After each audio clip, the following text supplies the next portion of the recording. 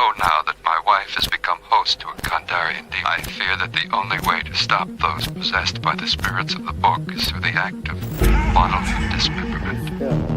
It's truly frightening. This is Because you're home. oh man, I got this.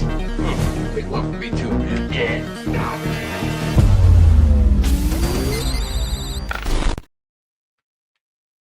Greetings and salutations. Welcome to a most radical Three Corners of Horror, as it's going to be completely retro. We are going back to the 80s tonight. Thank you for joining us. My name is Joe, and these are my two brothers, the villain, JR. You ready for this one? This is the shit we grew up on, bro. Yeah, I'm sitting here with Brent Michaels and John Bon Jovi with black hair. So yeah, this will be an interesting one. You know, I mean, the '80s was one of the best times of horror. I would say 2026 is starting to get there, but you know, that's another conversation. But yeah, looking forward to talking about these '80s films. And Ricky. Interesting, because the difference between then and now is now a film comes out and it's universally loved if it's good, but back in the 80s films would come out and just bomb, no one watches it, and then it picks up and then it becomes a classic over time. So many of these films we will discuss tonight, it had that happen to them, and these movies, they're good. So they're not just good, they're classic, they're great. So yeah, let's get going, son. What up, Joe the psychologist? What up, son? And JR, since you mentioned 2026, because it's gonna be a long list, so we won't go through the whole thing watched. But I do just gotta say, I did go see Passenger, and despite what the critics said, I actually really liked it. Adam liked it. There were points I was sitting there like holding on to myself, like there's pretty good tension. So I know that I guess the critics were like, oh, that everything was shown in the, what they did. There was another movie that did. Oh, they did the same thing that They Will Kill You did, where you saw most of that. The trailer is the beginning, but once the movie gets going, yeah, you see a bunch of stuff that they didn't. At least I didn't see in the trailer. But yeah, no, it was actually pretty good, and it's a Paramount movie, so just wait for it to drop on Paramount Plus. But this is the thing, though, and granted, thankfully, it didn't happen to Obsession, but people quickly panning a movie. People are like, oh, I'm not going to go. And this is why the indies have a little bit of a harder time going, because a few word of mouths and everybody's like, oh, I heard it sucked. And like I said, and there were a couple of people there. Yeah, I thought it was pretty good. So just wait for Paramount. Recommended from Joe the psychologist. I mean, I'm not saying it's great. No, you recommended it. You can't take it back. Can't take it back. No, I am recommending it, actually. I'm not saying I'm not. What I'm saying, it has folklore. So it's a whole, once the movie gets going, it's something that you didn't kind of, and I'm only saying because you're a folklore person, so you might appreciate it because it has actual folklore background to it. There you go, Joe. Joe, I love the look from Selena V. Joe. Gracias. Hello, everyone. What's up? What's up? This is for you, Joe, right here. It's a little chilly outside. Is it early Halloween? No, it's the 80s, man, son. it's the 80s. The 80s. Not Fernando. Albert did his take on it, and he lands on the other side of you. Passengers? Yeah. Again, I went in. I actually went in there because since everybody shat on it, I'm like, well, fine. Then it's probably gonna be horrible. Since I had I like I said, I enjoyed it. It's tough these days because it's online, especially. It's universally cool to dislike what everyone else is disliking, so you never know if something's good or not. I personally did not want to see it because even way before reviews came out, it looked cheap to me. It looked amateurish. I don't know, something about it. But I'm not saying anything about the quality of the overall film because I haven't seen it. I'm reserving my judgment for when I see it, but that's the only reason why I did, and that's before again the critics and reviewers. Well, the biggest take on it, I haven't seen it, but it's like that. Damn, we always talk about ambiguity, if it works and if it doesn't hit, and the ambiguity on the folklore was what a lot of people were talking. You saw it? You didn't see it though, Jared. I didn't see it, but a lot of the Oh, reviews, that's what they're talking mostly about too, is the ambiguity of the folklore of it. I Because didn't read no reviews. if you're giving folklore, yeah, you have to go in it has depth to with be. It has to folklore. hit. So It has if to there's hit. Yeah, potholes in the folklore, that's an issue. I mean, like I said, Well, give it a chance. I'll let you know, Joe, when Yeah. it comes out. I'll I'll come looking for you if it sucks. Hey, I didn't. I just said I liked it. I I'm didn't say I kidding. I'm loved it. kidding. I'm kidding. Okay, okay. All right. So, if this is your first time joining us for one of these types of lives, we do round robin. We are missing Robbie. He'll join us for the next one, but we do have his list because he's been here from the beginning. So just want to make sure he's still a part of it in some way.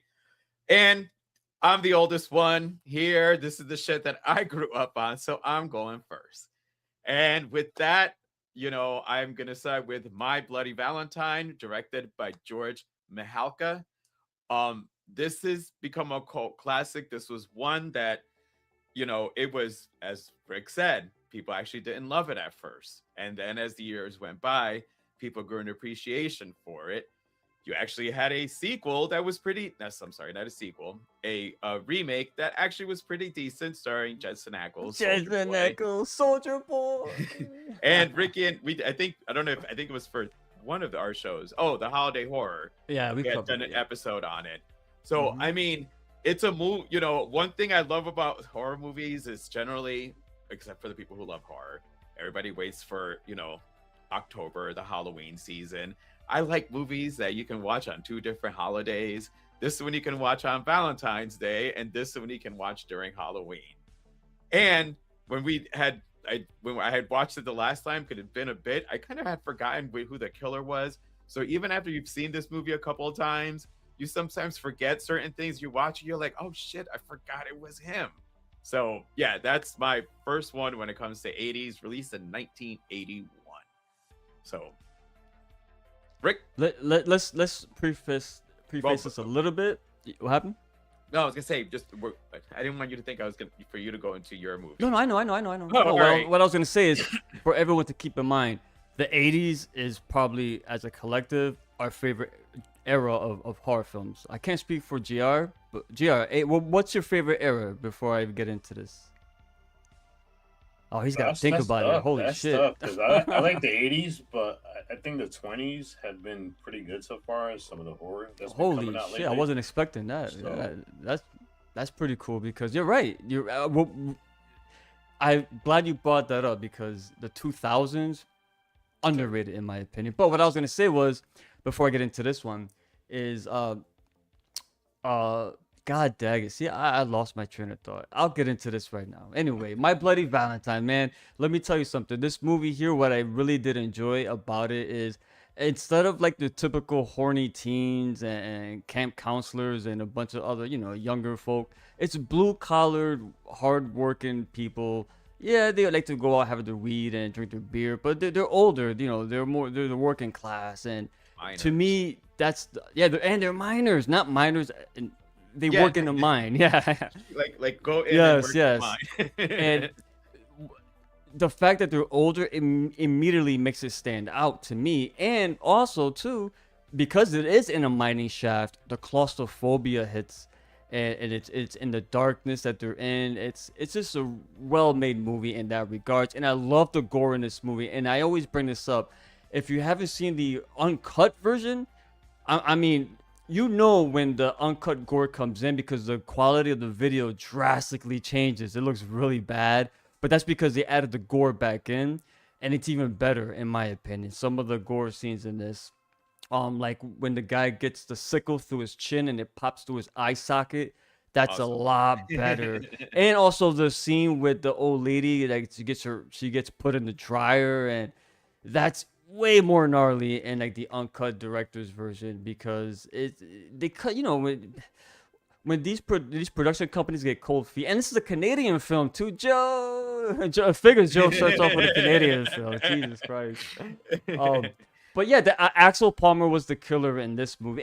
Hey, we're doing spoilers. If you haven't seen these 80s, I don't know what to tell you, but yeah, the killer was again, like Joe said, it did come out of left field a bit, but as you go along, you kind of figure it out because of certain situations. But I think even the killer itself was well done, well handled, and we got introduced to the Ballad of Harry Warden, that title track that's in the movie as well. So the music is good. So yeah, overall, 1981. This is a good film, and like Joe said, it's a horror film, and it can be viewed as a Valentine's Day film as well because it does take place during Valentine's Day. So this is a film that, even like Joe said, the remake is a lot of fun. Tons of gore. I think the remake was 3D, right? Was it? Yeah. So it has the gimmick attached to it as well. But it's got a cool killer. He's got the miner's outfit on, and that is explained in the film as well. It's just not a random dude going around wearing this for no reason. It is tied to the history within the narrative structure of this film. So yeah, man, I love this movie, and I knew this was gonna be on your list, Joe. I knew it. No, what I was gonna say earlier, yes, I just remembered. There's gonna be a lot of movies we don't talk about here. Yeah. That don't mean we don't care about them. We talked about these films ad nauseum, so we're not. Oh, we can't cover everything. But there's some films that we did talk about a lot that will be here because we want to phrase it in a different light. Yeah. So I just want to point that out there before people say, "Oh, but what about where's Reanimator? Where's this and that?" So hang on, folks. We got you. JR, your thoughts on My Bloody Valentine? I mean, y'all said a lot, and I'll be honest. I mean, think about this though. This was like in the '80s, where it was the era of the mass killers, and for this movie still to stand out Yeah. amongst those, Yeah. I mean, I'm not gonna. You know who was the mass killers in the '80s. If you don't, go back and watch the '80s because it was all mass killers, and or you always seen the face of some, aka Freddy Krueger. But it was for me. The simplicity of this movie is what makes it stand, because you have, I mean, who would have thought a guy dressed like a miner to be a killer? And it was something like, like Brick said, it came out of nowhere. And for me, it's one of these films that I still watch. And if I watch this, I still have to watch the remake one, because they're tied so well together. I mean, Joe explained the remake is not bad either. I mean, it's a fun film too.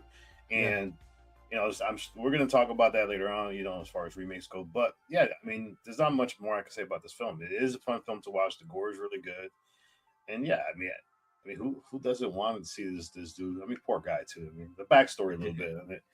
So a killer with a good backstory too. Yeah. Well said. I like that. That's true. You cared about the reason why this killer is doing what he's doing, and it keeps you invested because you want to know, hey, who the fuck is doing all this? And then when it happens again, if you really pay attention, by the time it's revealed, okay, I know who it is. And then me and Joe talked about this when we did our holiday show, holiday horror.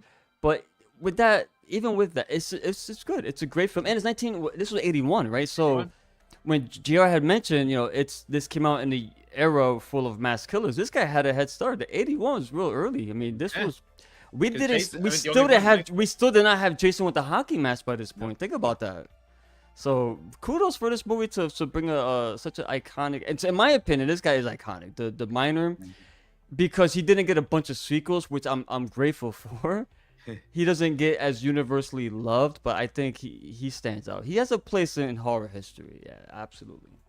All right, Rick, All right, what's so yours? just comments here real quick. We got Adam here. What up, Adam? Hey, My Bloody Valentine scared me. Yeah, man. This movie here, like I said, what I really love about this too, not only is it a good film, but the gore, it has some really good kill scenes here. That guy who got his head he got drowned in boiling water with a bunch of hot dogs around his face. So that's gross. Hot dog water.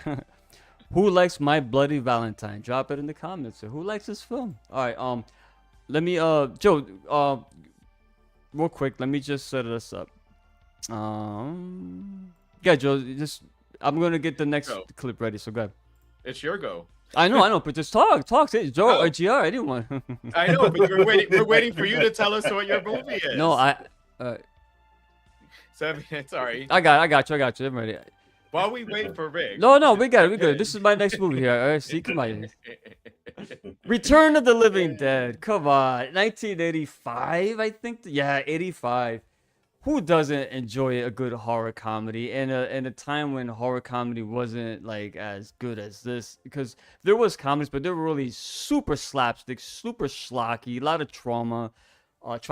But this here, I think, is the pinnacle, in my opinion, of 80s horror as far as comedy. This gave us one of the greatest on-screen characters still to this day, the Tar Man, who was played by a contortionist, I believe. Actually, no, he wasn't. He works for the Jim Henson Company. But great character, great movie. Lena Quigley as Trash. Of course, we got Miguel Nunez, I believe, as Spider. So memorable characters, and my boy Clue Gallagher, man, as what's his Bert? Is it? Yeah, Bert. It's has memorable characters, memorable music. This is a horror punk rock, in my opinion. Such classic lines like "Send more paramedics," you know, like who doesn't have a good time watching this? Even when that one undead skeleton just rises up, "Ah, it's party time!" Like this is a movie, you know, you smoke a joint to and just fucking have a great time. Do you? Let me ask you. Do you fellas remember the first time you seen Return of the Living Dead? Dan O'Brien, by the way, Dan O'Bannon, he directed and wrote this. He actually helped write Alien. So this has a lot of people, like also Russ Striner, who was involved in the first Night of the Living Dead, also had a hand in scripting this. And it's funny how they added Night of the Living Dead, kind of like it exists in this world. But yeah, the first time, Joe, you go first. First time you what? You remember? I mean, it was another VCR rental, first of all. So, and we did this for the 40th anniversary, Brains and Brews. Check out the episode. But it's funny because you say that they put in there and ties it to the original, but in there, you know, they tied it by saying that what really happened there is what really happened. Yeah, yeah, you're right. That's how they did it. You're right. So yeah, I love that instead That of was it clever, being, right? instead of Yeah. it being like a sequel, it's a sequel in the sense of, well, we Mhm. got one of these zombies in the cage. I mean, come Yeah. on, a little person zombie. Because it'd been a while since I saw it, and then when we watched Well, it for the episode, yeah. I'm like, dude, a fucking little person zombie. Yeah. This movie's bonkers. I'm glad you put this out here because yeah, it is one Yeah. of the, you know, I like as far as this type of comedy. Yeah. Yeah, this is a good shout out. Yeah.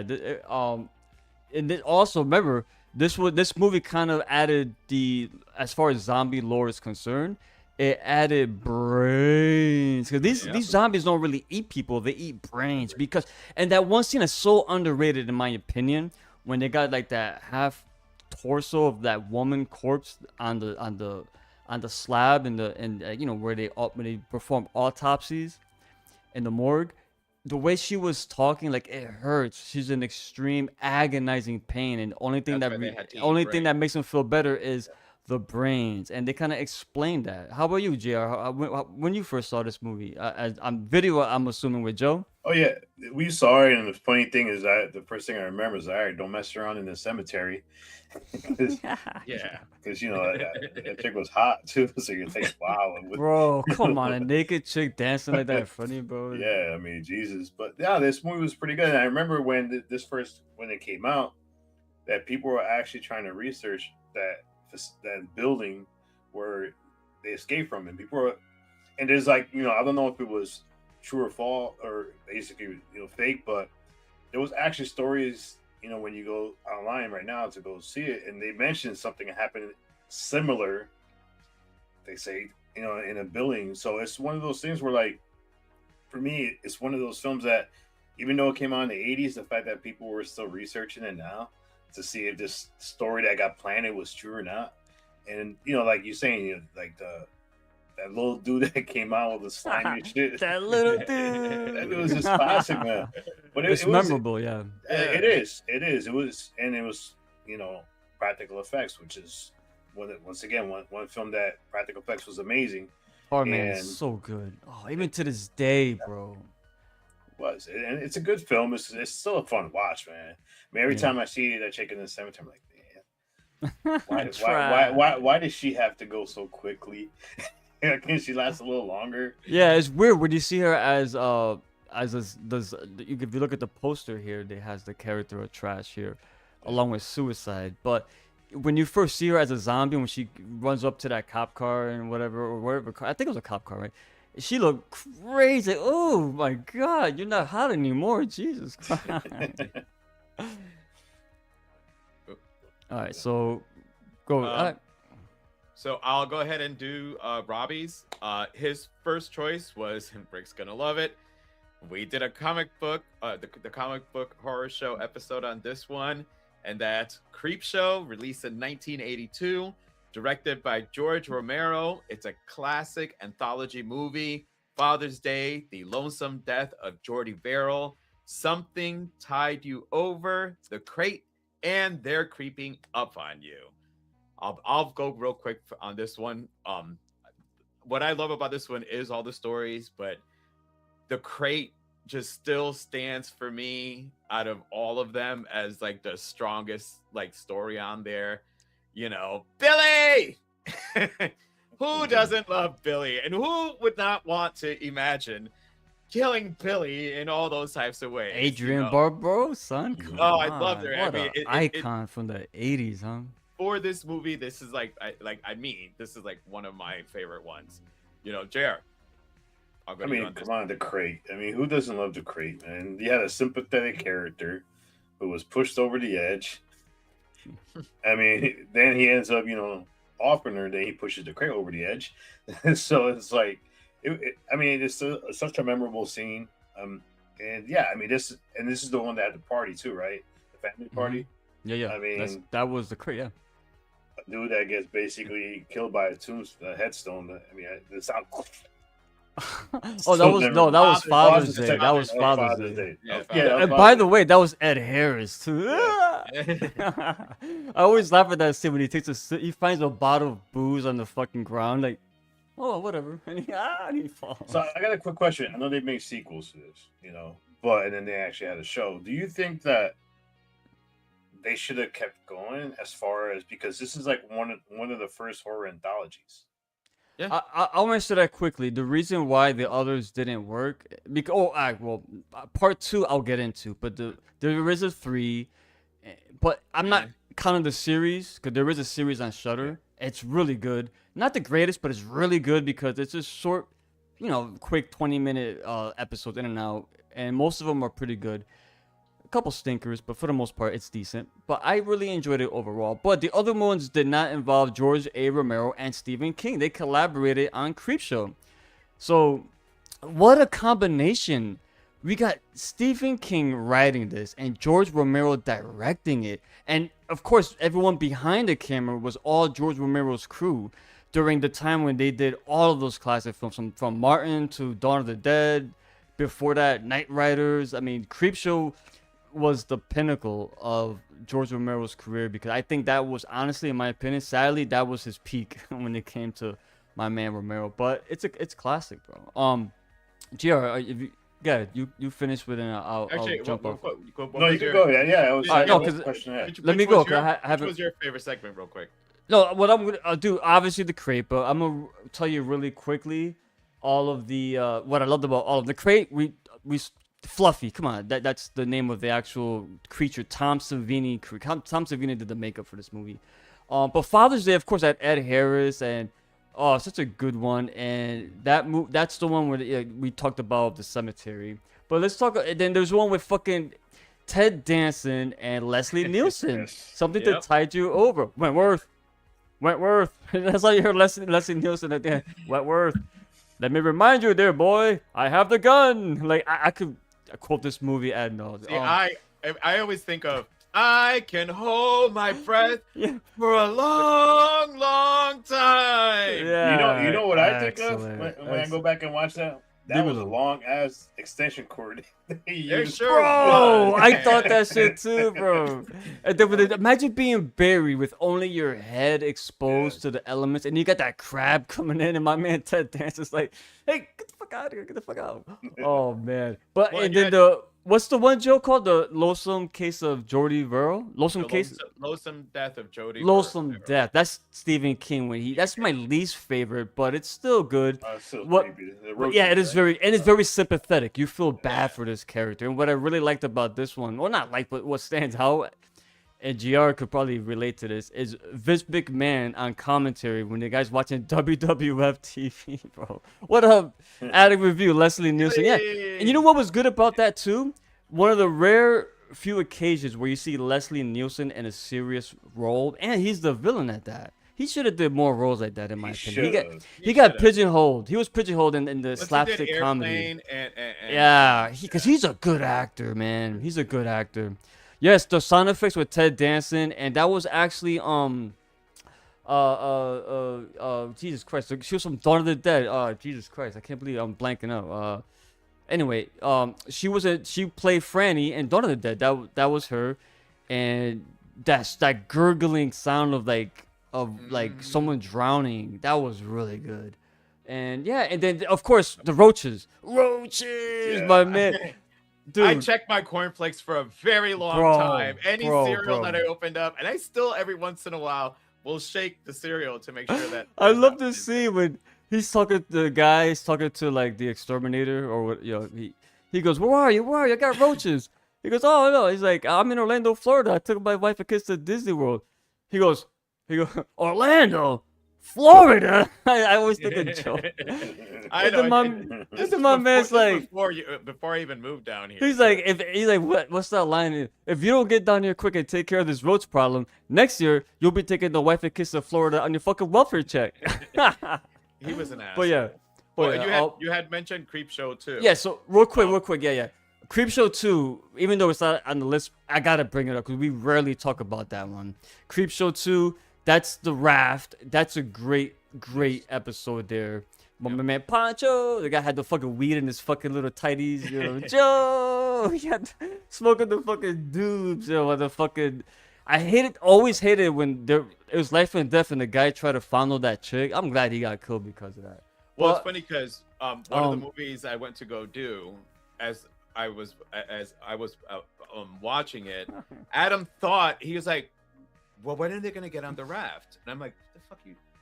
Oh, I'm like, "You're talking about the oil slick from Creep Show." Yeah. That's So, and because we've been trying to squeeze some of these movies in before this, we ended up actually watching 2 today, and only because he popped it up. My favorite one is The Hitchhiker. yes. Yes. One thing with Creepshow 2 is a lot of people don't realize, even though it's not George Romero and Stephen King still wrote the screenplay. Romero produced, and Romero got Michael Gornick to direct it. Michael Gornick was his director, his DP, director of cinematography, director of photography, whatever you want to call it. He did Dawn of the Dead. He did the original Creepshow. So they still had the same formula here, and it fucking worked. I love Stephen King in that story too, Joe. Because remember when that dude got ran over, and then the dude got splattered, and the lady pulls up, and the trucker guy pulls out, and it's fucking Stephen King, and so Stephen King's looking at this guy on the floor. He's like, "Looks like a black guy, hey?" I know, typical just- fucking I Boston know. guy.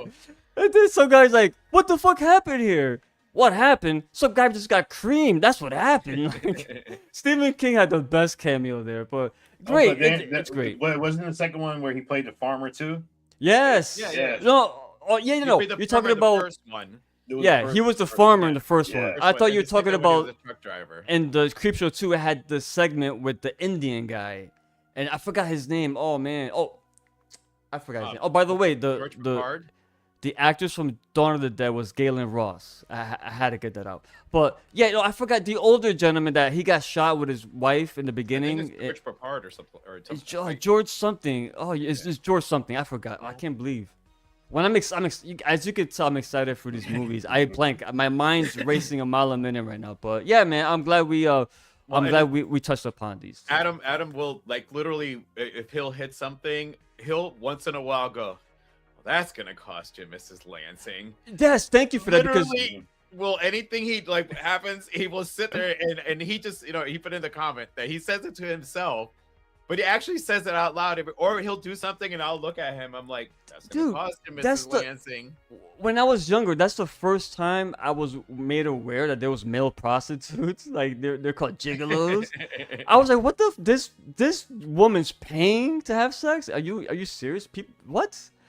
Filmed in Yeah. AZ, and Randy got pneumonia while filming. Randy, what a bastard! I hated. He started to fondle that chick. Fuck him. I'm glad. Thanks for the ride, lady. That guy was on Seinfeld, by the way. He was one of George's co-workers at Yankee Stadium. I forgot his name, but great Okay. actor. JR, what's your first one? Well, see, people forget like mid 70s to the 80s, there were a lot of creature features that started popping up, and one of them that gets forgotten. The reason I put this one on my list is because this was one of the first urban legend films where you heard the tales of things living in the sewage systems in New York. So there was always the stories about alligators living in the sewer system. So when this film came out in 1980, it was actually an independent film, and instead of doing it in New York, it was actually based in Chicago. So my 1980 film is Alligator, which is it's still one of my favorite creature features. And there's actually a scene in here where when you see the reflection of like the alligator's eyes, you can actually see the whole film crew that's there filming it. I But it's an indie film. But this, never caught that. yeah, it's funny. But this film is like, I mean, it starts off with a spoiler. This kid has a baby alligator. Who has a baby alligator? Oh, But anyways, yeah. the dad flushes it down the toilet, and all of a sudden this thing just grows massive. And I like the fact that that has so much gore in this film that when when it came out in the UK, they edited all the gore out. They removed all the curse languages because they couldn't have that. So they basically turned this film into pure PG film. But yeah, I mean, this film, you had this basically massive alligator, and then you had those in power trying to keep it quiet until there's one scene where the alligator just happens to stumble upon the rich people's party and just havoc everywhere. And then he goes and chills in the pool for a little bit. So, but I just like this film because, like I said, in the 80s, mid 70s, early 80s, there was a lot of creature feature films, and they get lost in the shuffle because you had this one. You had Grizzly, which is a phenomenal creature feature film. Grizzlies. That's the truth right there. You have Piranha. Like, I mean, everybody remembers Jaws came out in 75. You had Orca. There was another one. There was Barracuda, which doesn't get talked about a lot. There was another one. I think it was called Tentacles, about an octopus. There was so many good creature feature films that came out that don't get talked about often. And this one should be talked about because it's based kind of off of urban legend. To this day, people still think there's alligators living in the sewers in New York. So for me, the fact that they took that idea and turned it into this film, and the budget for this film in 1980 was $1.5 million, which is like, that's a lot of money. That's a lot of money for those times. Yeah. In the film, I mean, you can watch it right now on Amazon Prime. It's free. It has an 87% score on Rotten Tomatoes, which I like Rotten Tomatoes all the time. But this film is definitely a watch, and I just like the fact that not only do you get this whole story about this alligator, but sometimes you get it from the POV of the alligator, which makes it more different because you don't get that much POVs in creature feature films. And the fact that they did it, and now when you watch a lot of creature feature films, you're starting to get the POVs. You're starting to get from their eyes, which it's a lot better now. But for me, yeah, this film is awesome. I mean, I like the whole concept of this film, and I mean, it's for me, it's still a must watch. And I still watch it, from time to time. They had a sequel that don't even bother watching it, but definitely, I never seen alligator. I mean, who doesn't like alligators? Well, and JR, because here's a little thing when this was released, I think it didn't. First of all, like when you speak of bomb, this like did horribly bad. That I don't think it was even out for that long, because we saw this on TV. This was this was actually released as a new movie on TV. ABC had paid $3 million to get the rights for the movie. So we didn't see this. Like when JR and I saw this, we saw this back in the day. This was before I think we had even a VCR. Like it aired at a time and you were there and we watched it. And I don't even remember if we had seen it, but that's the thing. I remember seeing this, all of us together. My mom, Frida, you ruined your children with all these movies you made us watch. Just kidding. But yeah, this is one of those that I always thought that it's always was a made-for-TV movie, only because it wasn't really huge in the box office, but it was once ABC bought it, and when it released that week, compared to all the things that were on TV at the time, it was the number 11. You're up against a lot of comedies and dramas at the time. For a movie, a horror movie, a creature feature that dropped on TV, that so many people tuned in to watch it, that it made the Nielsen's ratings. So that's a little kudos. And you had Robert Foster, who's such a great actor. I mean, that guy still is. I mean, I like watching him. I think the last film he was watched was I watched it. It's called The Wolf of Snow Hollow. but definitely watch that one. But that guy is just a hell of an actor too, and the fact that he has to go into the sewer system because nobody believes him. So one of those films, once again, nobody believes you, and you have because the people who were dying were basically the homeless people who nobody cared about. But the fact that when you had that scene where the rich people are getting attacked, and all of a sudden the mayor's like, "Well, you got to do something about this."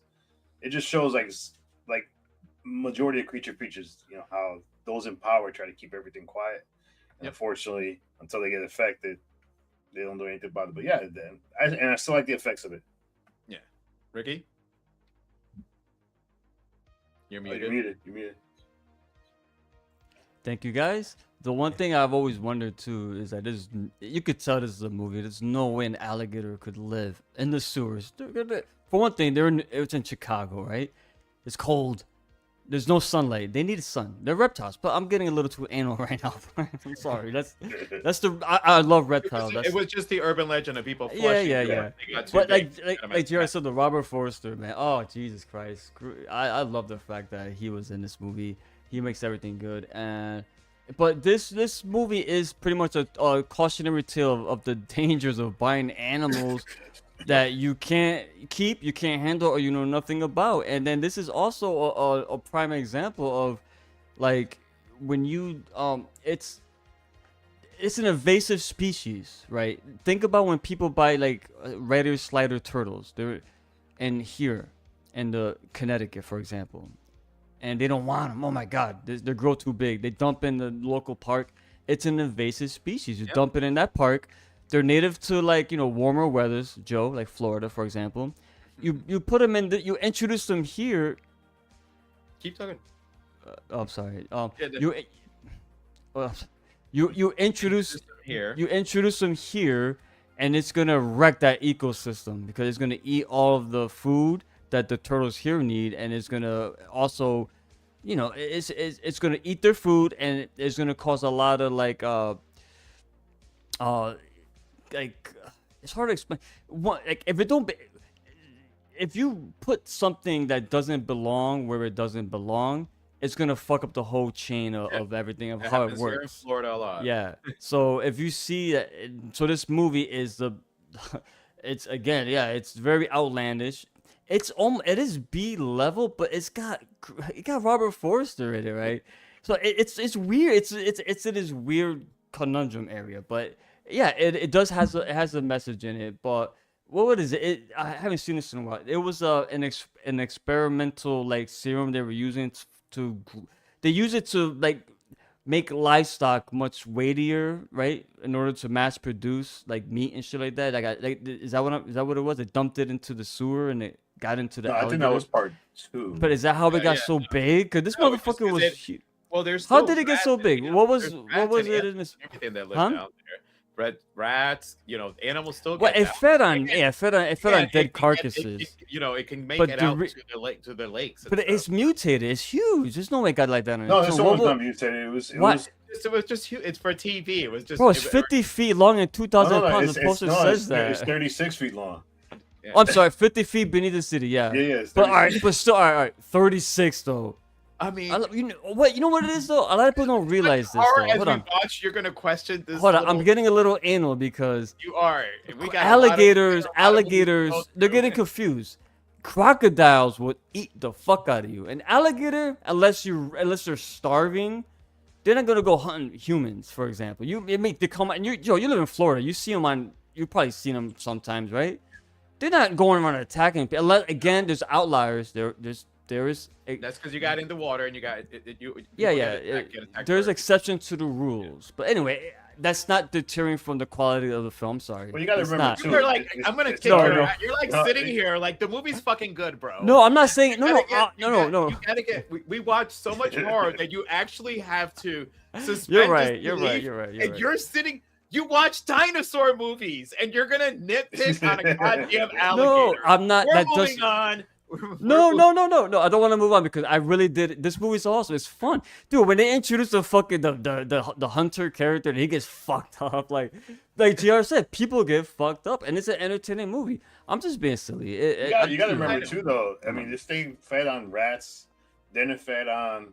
I could. So that was part To two rats. when it. I Yeah, thought. Okay, it was okay. I thought it was international. this one. I thought it was this Then one it started that. killing the homeless people. So because Yeah. they were homeless people, nobody was that's what I'm noticing. saying. Like it grew bigger because its prey got bigger once it started eating homeless people. Um, You Now, know, granted, the chemicals in the sewer systems, whatever Probably is in gonna there, happen. you never know.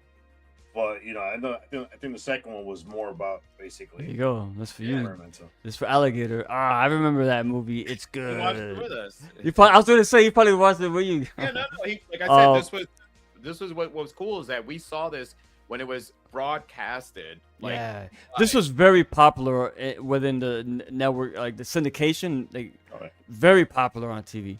Not Alligator. I live in Florida, so the one in the Paris River was crazy too. Shark, I think, that's not Paris, Alligator. Yeah, but under still. Paris. Under Paris. Oh, that's I knew. They're making a sequel to that, by the way. Yeah. Okay. All right, well, Very cool. Very cool. Very cool. Good I pick, wanna say- GR. I love that. I want to say I want us to have a good time. That was like the first round. We have so many to go.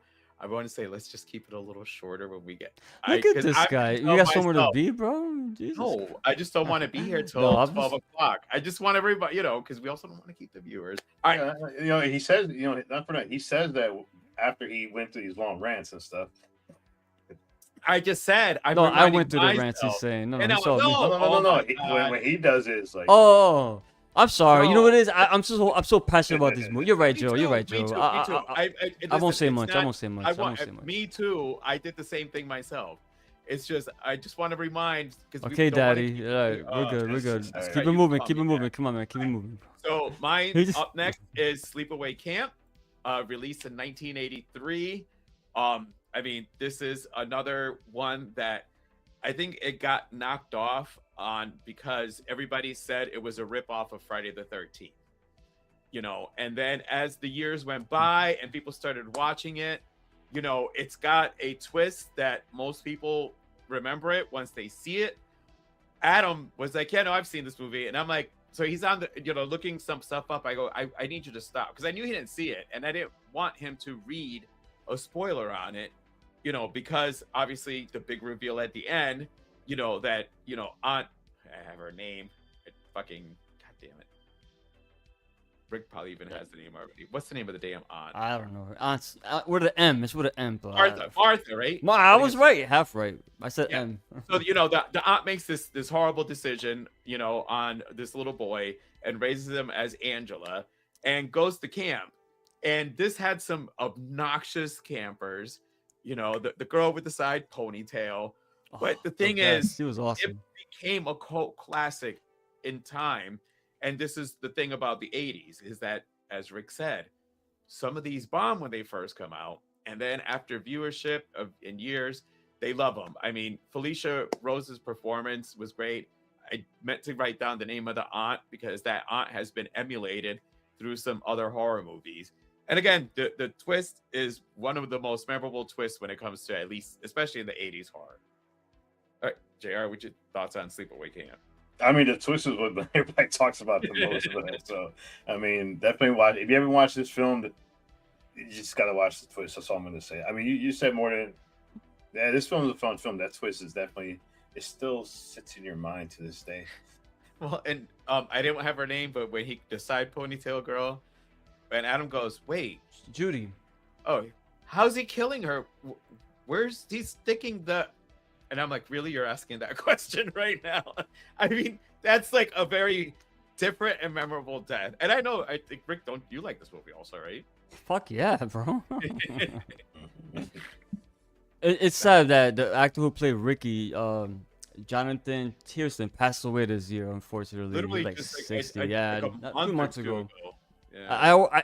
But to make it, I don't want to get down on that, but I always reminds me of Joe when I see the little booty shorts, the little tighty whities on all the fucking male concerts. I'm like, Joe. But this movie is great because I really, this is a movie where it's so much. I can't get into it now, but there's so much backstory to it. Like the actor who plays Mel, for example, during filming was dying of lung cancer, bro, and he died as soon as they pretty much finished producing this. And it's a lot of other things, like that cop act, the one of the dudes who played the deputies had a mustache. Oh, that And Adam goes, that mustache is fake, right? so And during my God. production, that actor filmed another movie. He had to shave it, and he had to come back and do like an extra scene. So he had the fakest fucking mustache. So that It always was stands out to painted me. on. But yeah, all I will say is when the scene when Angela is revealed to be somebody else. I always laugh at that because they paid some college dude who got drunk in order to do that scene. They shaved his whole body and just they put a Angela mask of Felissa Rose on the guy. He's like, he got paid like $300 or something. Wow. Well, thanks for that. I had no idea on that one. That's What? Sweetie, wait, you thought that was really her or something? What the fuck? No, I didn't think it was her. No. Meaning how they got somebody to do that scene. I got his name.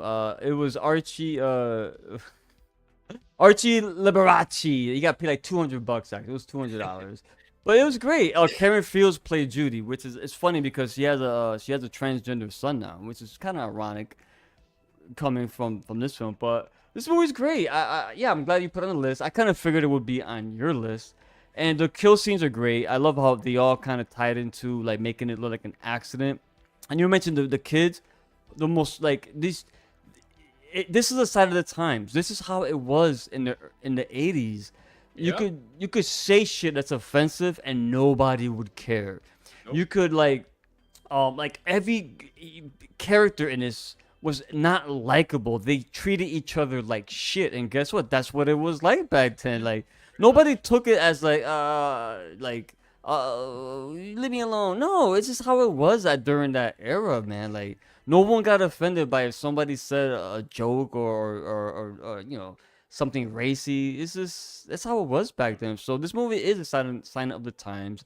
And it's crazy to think that Felissa Rose was only 13 and Ricky was 17 during this movie. And they were dating during this movie too. It was weird. Oh. Weird. Again, a different era. Not everything is appropriate now, so I'm not agreeing with all of that. I'm just talking about what people say, not do.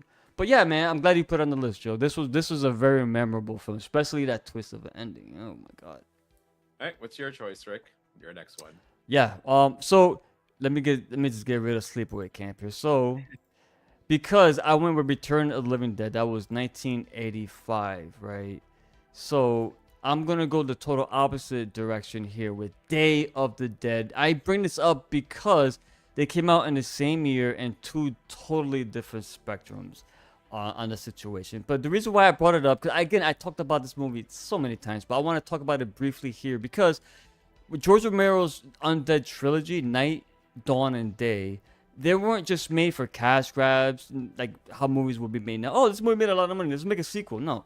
George waited a decade to do a sequel to each movie, and each movie had something to say. Night of the Living Dead obviously dealt with racism and the beginning of the zombie apocalypse and the start of the collapse of society, the hubris and the people in that movie, you know. Dawn of the Dead was completely commercial, communism. Oh, not communism. Reaganism. Reaganism.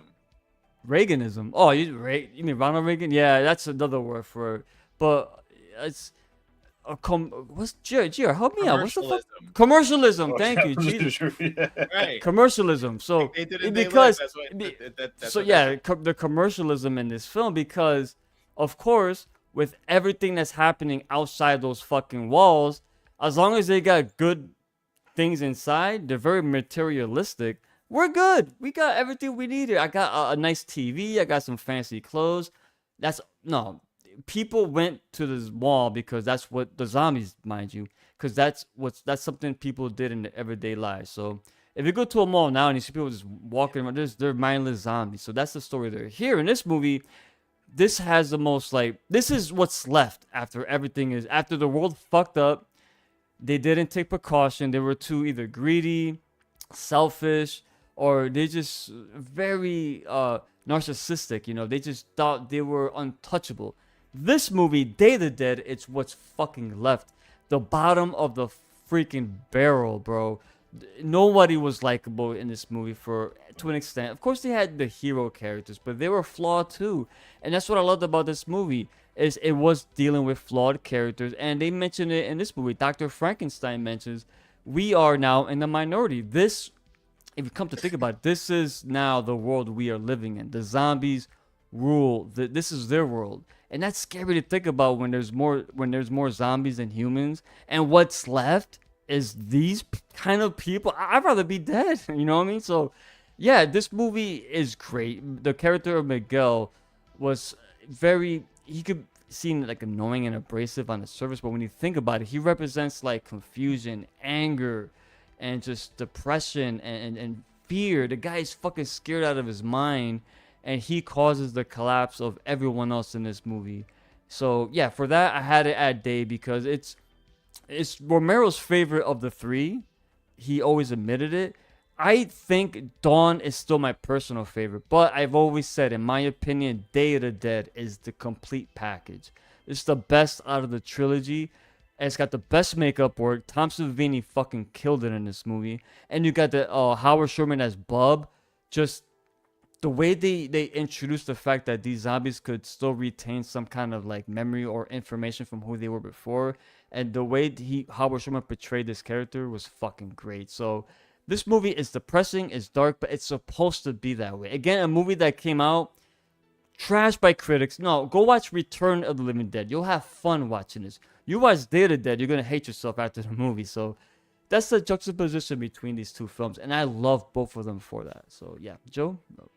I mean, on this one, we did it for Brains and Brews. Yeah, yeah, yep. You know, I fucking love Bub. You know, there's gonna be a lot of shameless plugs on episodes we've done, but yeah, definitely check it out. You know, like Ricky said it a lot. You know, there's a lot of people in here who are not likable, and it was in all his other ones. You had characters that you wanted to root for.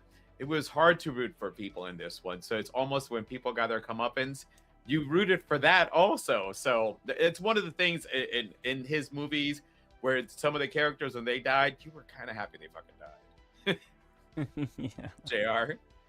I mean, it has one of the most memorable kill scenes in any horror film. You know, when the guy's getting torn apart. Joe got it. And then There. and then they're basically living on the ground, and yet the zombies are still getting in through the cave systems. Oh yeah, thank you for that. You're right. Yeah, yep. They were So living it's in the just one of bunker. those things. Yeah, they were even on deep underground. They were still basically exposed to these zombies and stuff. And the fact that they still didn't want to go to the surface, which you figured you would want to see what's up there though. But the fact that even down below that always caught me, that they were so down below the surface that they're still having these zombies coming in. Even the makeshift blockade they had to create in order to try to keep them back. So for me, it is a depressive film, and it's one that it is one of my favorites because like you were saying. I mean, if you look at this guy's face, it does remind you like Frankenstein's monster. Hmm. Yeah. The fact that he was being taught to try to be human again, and the fact that he ended up grabbing a gun and started offing people with the gun, which is even better. So it's it's a very fun film. It is the best of the bunch, to be honest. Mm-hmm. Yeah, it is. And I'm glad you mentioned that too. As far as like the this is the worst of the worst that's out there still. Yeah. And he does kind of, yeah, I love the fact that Bub, when this character, any other movie now would try and do like a smart zombie, it would handle it terribly. This movie, if you look at the way Bub, the actor, portrayed it and the direction from George Romero, it fits. It doesn't feel like, oh my god, they're jumping the gun, they're jumping the shark, oh my god, we got talking zombies. No, the way it was handled was so like, if this was to happen, that's exactly how the zombies would remember shit. Well, So did the good same shit. thing end up continuing for after this one, that the zombies did start doing? Yeah, it landed it dead. It kind of, yeah, I mean, yeah. but he just continued on with. Well, they with kept that. getting smarter because over time, they're gonna start evolving. memory Essentially. memory muscle kicks in from some of the stuff that they had done. All right, I just so- can't do zombie crap. What, you don't like zombie films, Adam? What the? No, he fuck, watches dude? them. He I just know, I doesn't. know. He just doesn't want to get killed by one. Uh-uh. All right, so for Robbie, I appreciate him on this pick because this was a horror Italiano episode. Oh, Make sure yeah. to check that out. It's directed by Lamberto Bava, and it is Demons, released in 1985. where a bunch of moviegoers are tricked to go into a theater. I mean, I have to run to the bathroom real quick, so I'll just say this. Listen, Twice already. I mean, GR twice. no, why you Look calling at me I'm out? fucking with you. I'm fucking with you. I know. I there want to was get a a- reaction out of was- you, bro. I'm sorry. I mean, I'm sorry. what else can I say?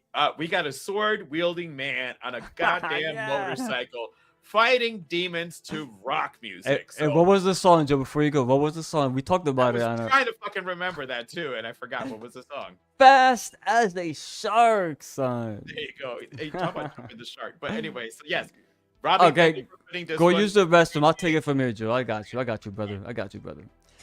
GR, you seen Demons, obviously, right? I mean, I God. did. It's been a while, to be honest with that, since I watched this one. But yeah, I know I the don't- gore in it is tremendous. Yeah, it is tremendous because this movie, I really enjoyed the transformations in this films because it kind of like another movie we'll talk about later.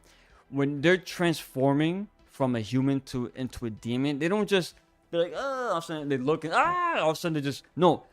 If it's painful, like their fingernails are falling off, replaced by the long shards, their teeth are getting replaced by the fucking long sharp fangs, and you can see everything just kind of falling apart, and the body horror during those transformation scenes was great. The music again, the rock song. I'm GR. I know one thing I always said, and I always mention this at Horror Italiano. I hate rock music in horror films. I fucking hate it. It works here because this is kind of like, you know, the whole soundtrack was like rock, which is good. Instead of a movie that's serious and out of nowhere a rock soundtrack comes in and just disrupts everything. At least here, okay, we know the soundtrack is kind of like metal, so it fits, it works. Yeah, Lamberto Bava's Mario Bava's kid did a great job in this movie with given what he was given because it's a low budget movie, but it takes place in a movie theater. Before this movie, I can't really recall a lot of films that did that. Maybe GR, because you got a pretty expensive knowledge of older films. I can't remember that because as a kid growing up, the one thing that stuck to my mind was I never want to go to a theater in case this would happen, because this scared the hell out of me as a kid because it took place in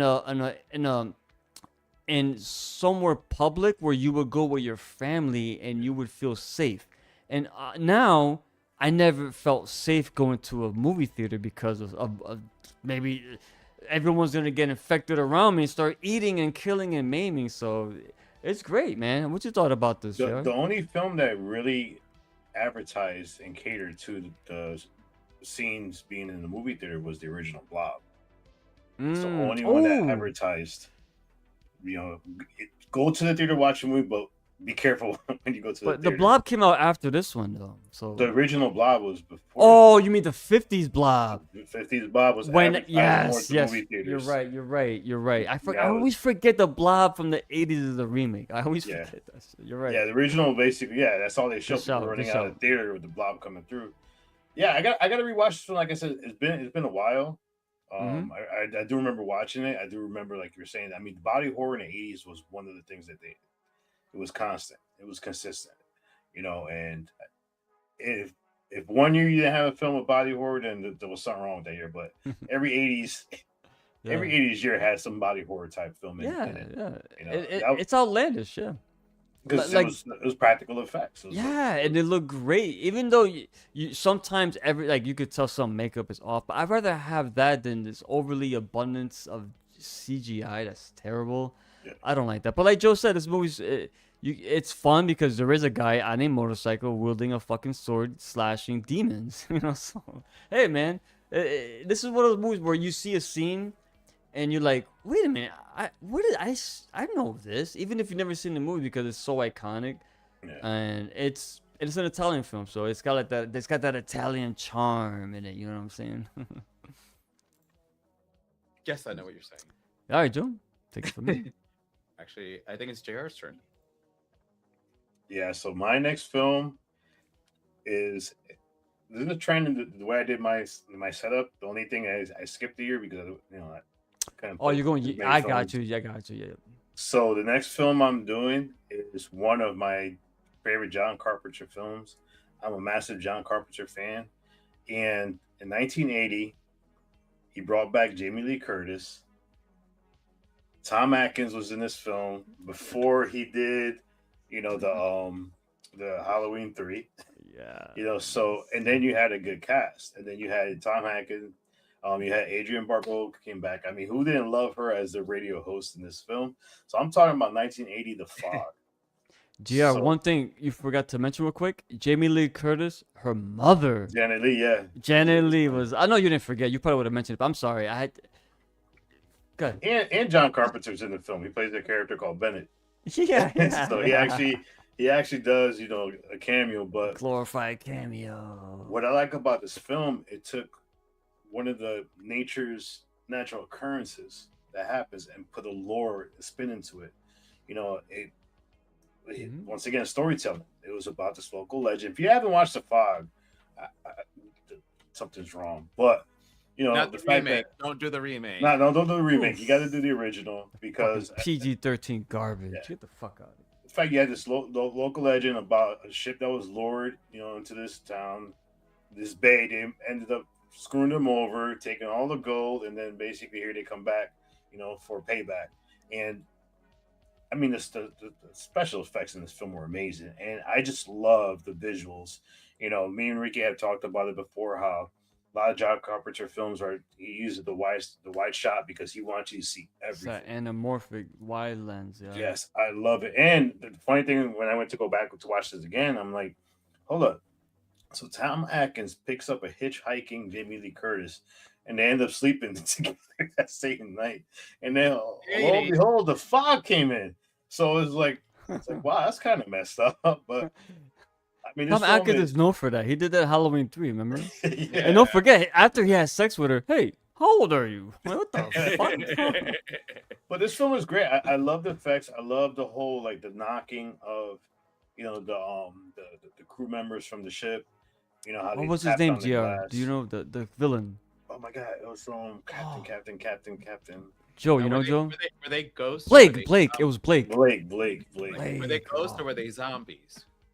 They were ghosts. No, it was supernatural. They were ghosts. Yeah, in my opinion, they were zombies. ghosts. Yeah. Yeah, they weren't zombies. It was supernatural, because it's tied to the ship. And they would know. disappear with the fog. Yeah. Yes, with the fog. But yeah, I mean, it has great scenes in this film. I like the scene where Adrienne Barbeau's calling the house, telling her her mom don't open the door. The little kid goes, I mean, that scene is just amazing, and it's simple. It's one of those things where in this film you don't see a lot of the deaths, which I love because they didn't have to go to the effect of the gore. Yep. So, but this film is memorable to this day. I still love watching this film. I mean, what do you guys think about this film? I mean, I love this movie. It's one that I actually have seen. I mean, I love Jamie Lee Curtis. She was not the OG. I'm gonna say with the OG is actually Black Christmas, but she was the Scream Queen because she had back-to-back movies, and Joe, did this come up before or after Terror Train? I don't remember. I think this might. What have year been is the 80? No, this is 80. So this is before Terror Train because Terror Train's Alright. this is 1980. Yep. And then Terror with Train's that- an 80s film, so I don't know what year that came up. But I can't. Yeah, but Go I ahead. mean, I'm sorry. but Jamie, she was, becoming the Scream Queen, and it on this one, and you guys, if you're not from Connecticut, you won't get this reference, but it's one of those that I went as a freshman. I got invited to the senior prom at Bullard Havens, and after the prom, we went to go to walk at St. Mary's by the Sea, and this thick fog started rolling in, and I had told the people that we were with, I'm like, have you guys seen the movie The Fog? I have never seen so many people want to say, let's go back to the cars right now. Because it was a thick fog was actually coming in. But Adrienne Barbeau, I love that this is the second time that she's going to be on, our list. Because, even though it was just for the crate, but this is her second one so far. But, her trying to escape the pirates, getting up on the top of the fucking lighthouse, which serves as the radio station. It's memorable. I mean, actually, I'm really glad you put it on here. And actually, this is also shameless plug. It is on Horror Fiend Drive-In Theater Ricky did do a whole My episode, second episode ever. second episode for his It's series. rough. was It's on, rough, but yeah, it's there. I mean, hey, we throw. I mentioned them because It's we've been fine. throwing. No, I still up, yeah. and if Jr. put this on the list, we're trying to tell you if you have not seen this, you Listen, gotta.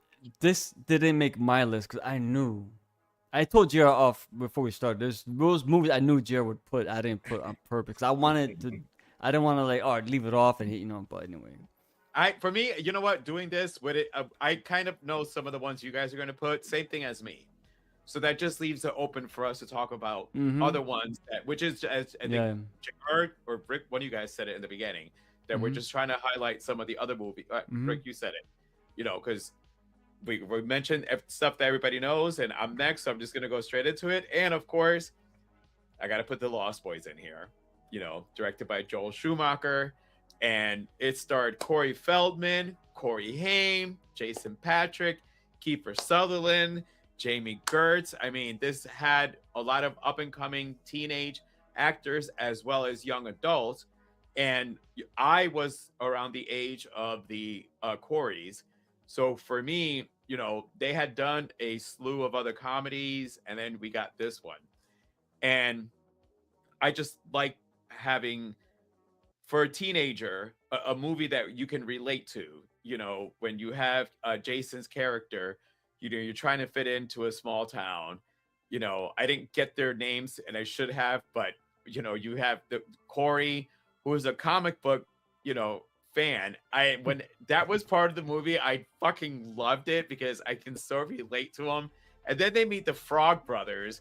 And it's funny because every once in a while, I would think like the Frog Brothers is me and JR. I mean, P-Rock, if there would have been a third, we would have put you in there. But when this movie came out, when you think of the Frog Brothers, that could have been me and JR, as the ones that, Corey would have met coming into town, and we would have given him all this info. And, it's after time that you start also learning that the movie has comedy. You don't pick that up at first when you're younger because it's a fucking scary movie. It's still about vampires. I mean, these they didn't play around. But when you get older, you get the comedy. The movie stands the test of time. It's definitely going to be on our list for retro reviews for next year, because next year it hits 40 years. And this movie got turned into a Broadway play that is selling out right now. Like the love for this movie, for the new generation that didn't know about it, but they're hearing about this play. Like you couldn't rent this movie, and I actually ended up finding it on YouTube, which it had commercials. I said fuck it because it'd been a bit since I seen it, and I love this movie. And I mean, I think everybody brings up the saxophone guy.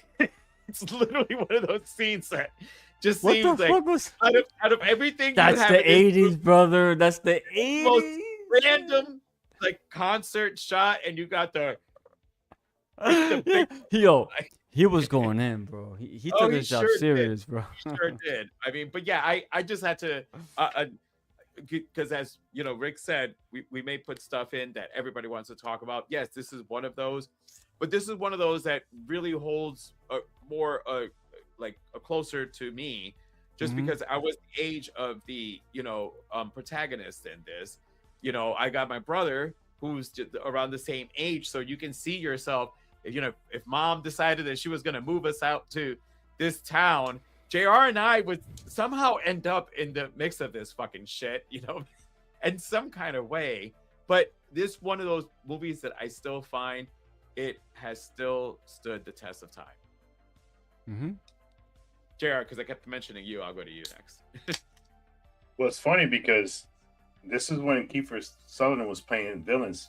The year prior to this, he was in Stephen King's Stand By Me as the main villain of that film. And then a year later, here he is, playing a vampire. This film is memorable. I mean, who does not love this film?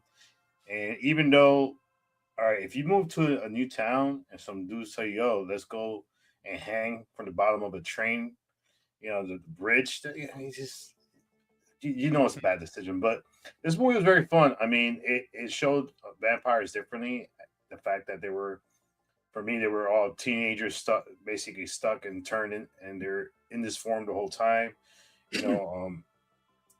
It's so many great scenes and shit in this film. I like the scene where they're sitting down and they're trying to feed garlic to the main vampire, but because they forgot the rule, once you let them in, Max. once you allow them in the house, that That's Joe's basically boy.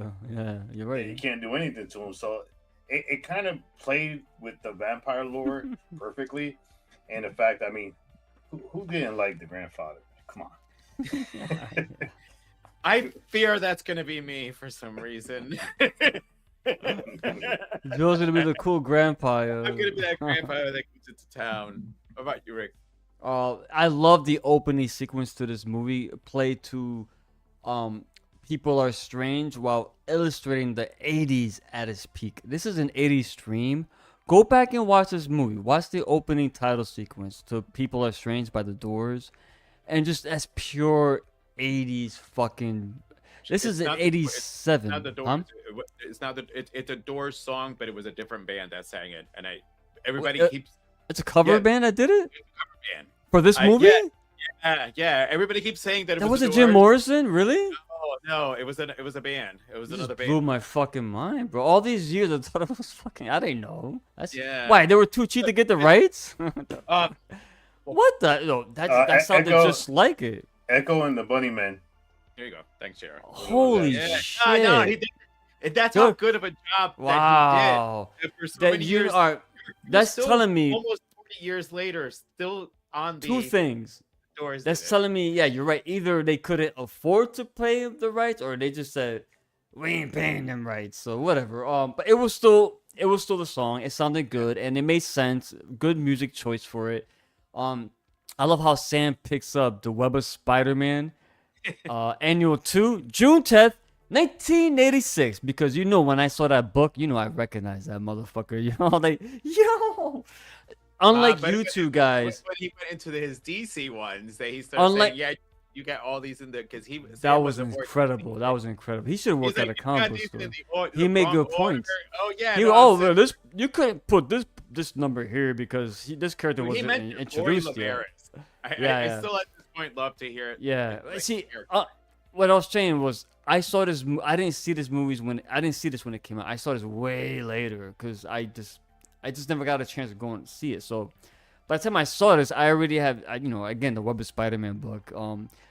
I love this fucking movie because it is a sign of the times, bro. The Frog Brothers, Edgar and Allan. I love the way my man did Edgar's voice. Corey Feldman played him like, he tried to make it sound deeper and to be a big tough guy, but he was so good. He's to me he's my favorite part of this fucking movie. Best vampire movie of all time. It's really good. I can't really say much about it other than like this movie is a time capsule. If you really want to know what the 80s is like, go watch this movie. Because this is what the 80s were like. This movie really highlighted all of that. And it's weird seeing how like Sam and his what's the main character's name again? Michael. Jason Patrick. Michael. Michael. Seeing that because they're teenagers, right? And this guy Michael's this big, all right, I'm the alpha male. But when he's chasing around like Sam around the house like a little kid, like what the fuck? This guy is so childish. By the way, You're chasing your brother. Do you know? I know. You know when you chase your sibling. A lot of and people you don't chase realize though. like differently than you chase somebody else for some reason. Yeah, I know, that makes sense. But Yeah, I would have never opened that window if Joe was hanging outside. You're on your own. so man. if you saw Joe floating, like, hey, let me in, brother, like, you wouldn't, you let him out, you leave him out there to rot or Yeah, to fall or man, whatever. obviously something's wrong. I'm not opening the See, fucking window. The thing is, if JR would have shown up Oh, and wait, I hold would on. seen him floating and the way that he looked, I would have been like, "Fuck, he's a vampire." I'm sorry, I wanna didn't be- see this. Oh, Addict says trivia time. How many times did they say Michael or its variant in this movie? What's the variant? Huh, Mike? Oh, you mean Mike? He's A whole lot. I actually. He would know the count because I know that Gilly loves He this. would. So Gilly, why don't you go ahead and let us know the count? But yeah, Speaking of Michael, you know what blew my mind? I didn't notice until way after. He was actually in Terrifier 3. He plays Sienna and Jonathan's dad. Like I never knew that was him, What? bro. Jason Yeah. Patrick? I Yes. totally missed that too. He played the Michael. He's the dad in Terrifier. Never knew that. Anyway, I don't know that. Unfortunately, Gilly, you chime Yeah, in, you- brother, because I don't keep track of that. All right, Rick, what's your movie? Let me get rid of this motherfucker right here. Shit. You know what? Unlike you guys, I don't have a. All right. You know what? I got you. I don't have an order, but I got you right now. So I'm gonna go right here. Oh, this is an easy one for me. Okay, I'm gonna make this quick, Joe. I promise you, because Anytime somebody ever tells me that, it's always the counter. By the way. no, because of this, right? Trust me. Oh, I know what you're about to do. Yeah, because When- I don't Alright, want to so- just talk hold about up. this, right? Hold on. When This is gonna be when quick. When I set this list out, or I said everybody throw their list in, all of a sudden Ricky replies, Friday the 13th, 1 through 9. I'm like, bitch. No, 9, five no, 1 through 8. movies. Either way, I'm like, it's 5 movies. No, I I'm know, like, and but- he's like 1 through. All right, one. Either This still way, makes 1 sense. This through still 8. makes sense. I'm not gonna talk about I'm talking about the franchise in the 80s because I've been always getting at this. Friday the 13th, Part 1, directed by Sean Cunningham, released, and I got this written down, May 9th, 1980. This movie introduced us to Pamela Voorhees, right? It's a Friday the 13th film, but there's no Jason, obviously. Not till the So, end. yeah. It's a questionable dream sequence. No, all right, but not how we know him is what I'm saying. Right. Yes. Not how we know him. But part 2, which was directed by Steve Miner, May 1st, 1981, introduced Burlap Sap Jason, the guy with the fucking hood over his face. Now it takes it off. He's got a little bit of hair. He's kind of deformed, but that's the film that introduced us to adult Jason Voorhees, how he would be later. Now Steve Miner did come back to do 3, The Gimmick on 3, which was released on August 13th, 1982. Joe, I know, GR. What was the gimmick in Friday the 13th Part 3?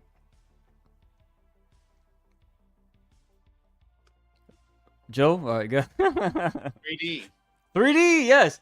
3D. I know you knew GR. It was actually pretty good 3D. I'm by the way. same way. You put me on the spot, I blank. Don't worry about it. Hold on, I will say I just do want to say I saw this one in the theater with the So, 3D glasses, and the I want to say it was kind of a legit 3D film. Yeah, I bring it up because that's popular. But Doesn't age. also, Part 3, GR, you could redeem yourself here. What did Part 3 give us as far as Jason Voorhees is concerned? Oh, shit. I'm sorry, bro. I didn't mean to. JR's like, I'm thinking of ways I'm gonna throat punch this guy. No, all right. Never mind. I'm sorry. I put you on the spot. Listen. No. That was their part. That was from part 1, bro. alright. No, all right. This is the first film that introduced Jason's iconic hockey mask. This is the very first. You're muted, brother. I'm sorry. You're probably talking. I didn't even know. Oh, Hold on. I'll Yeah, mute you you. Oh yeah, I did say that the third film was where the hockey mask. I'm came sorry. In. Yeah, No, you're you were muted. muted. You're muted. You- It's not your fault. It's not your Honestly, fault. JR, It's not your fault. JR, I knew it. The second one he had the bag. Yeah, The yeah. one where it's dead. I knew. I was like, there's no way GR doesn't know this, but yeah. JR, because you It's were not your muted, fault. He was the muted. way it looked, even though you were muted, was that you looked like you were still trying to pound, like you said. But he was something. talking. You see him talking though. Like, But yeah, anyway, that was my bad, I'm but telling you. all right, this will make sense when I'm finished. So, Jason, Friday the 13th 3, right? This Pamela Voorhees, Burlap Sap, Part 3, Hockey Mask, 3D Gimmick. Part 4 by Joseph Zito, director, April 13th, 1984.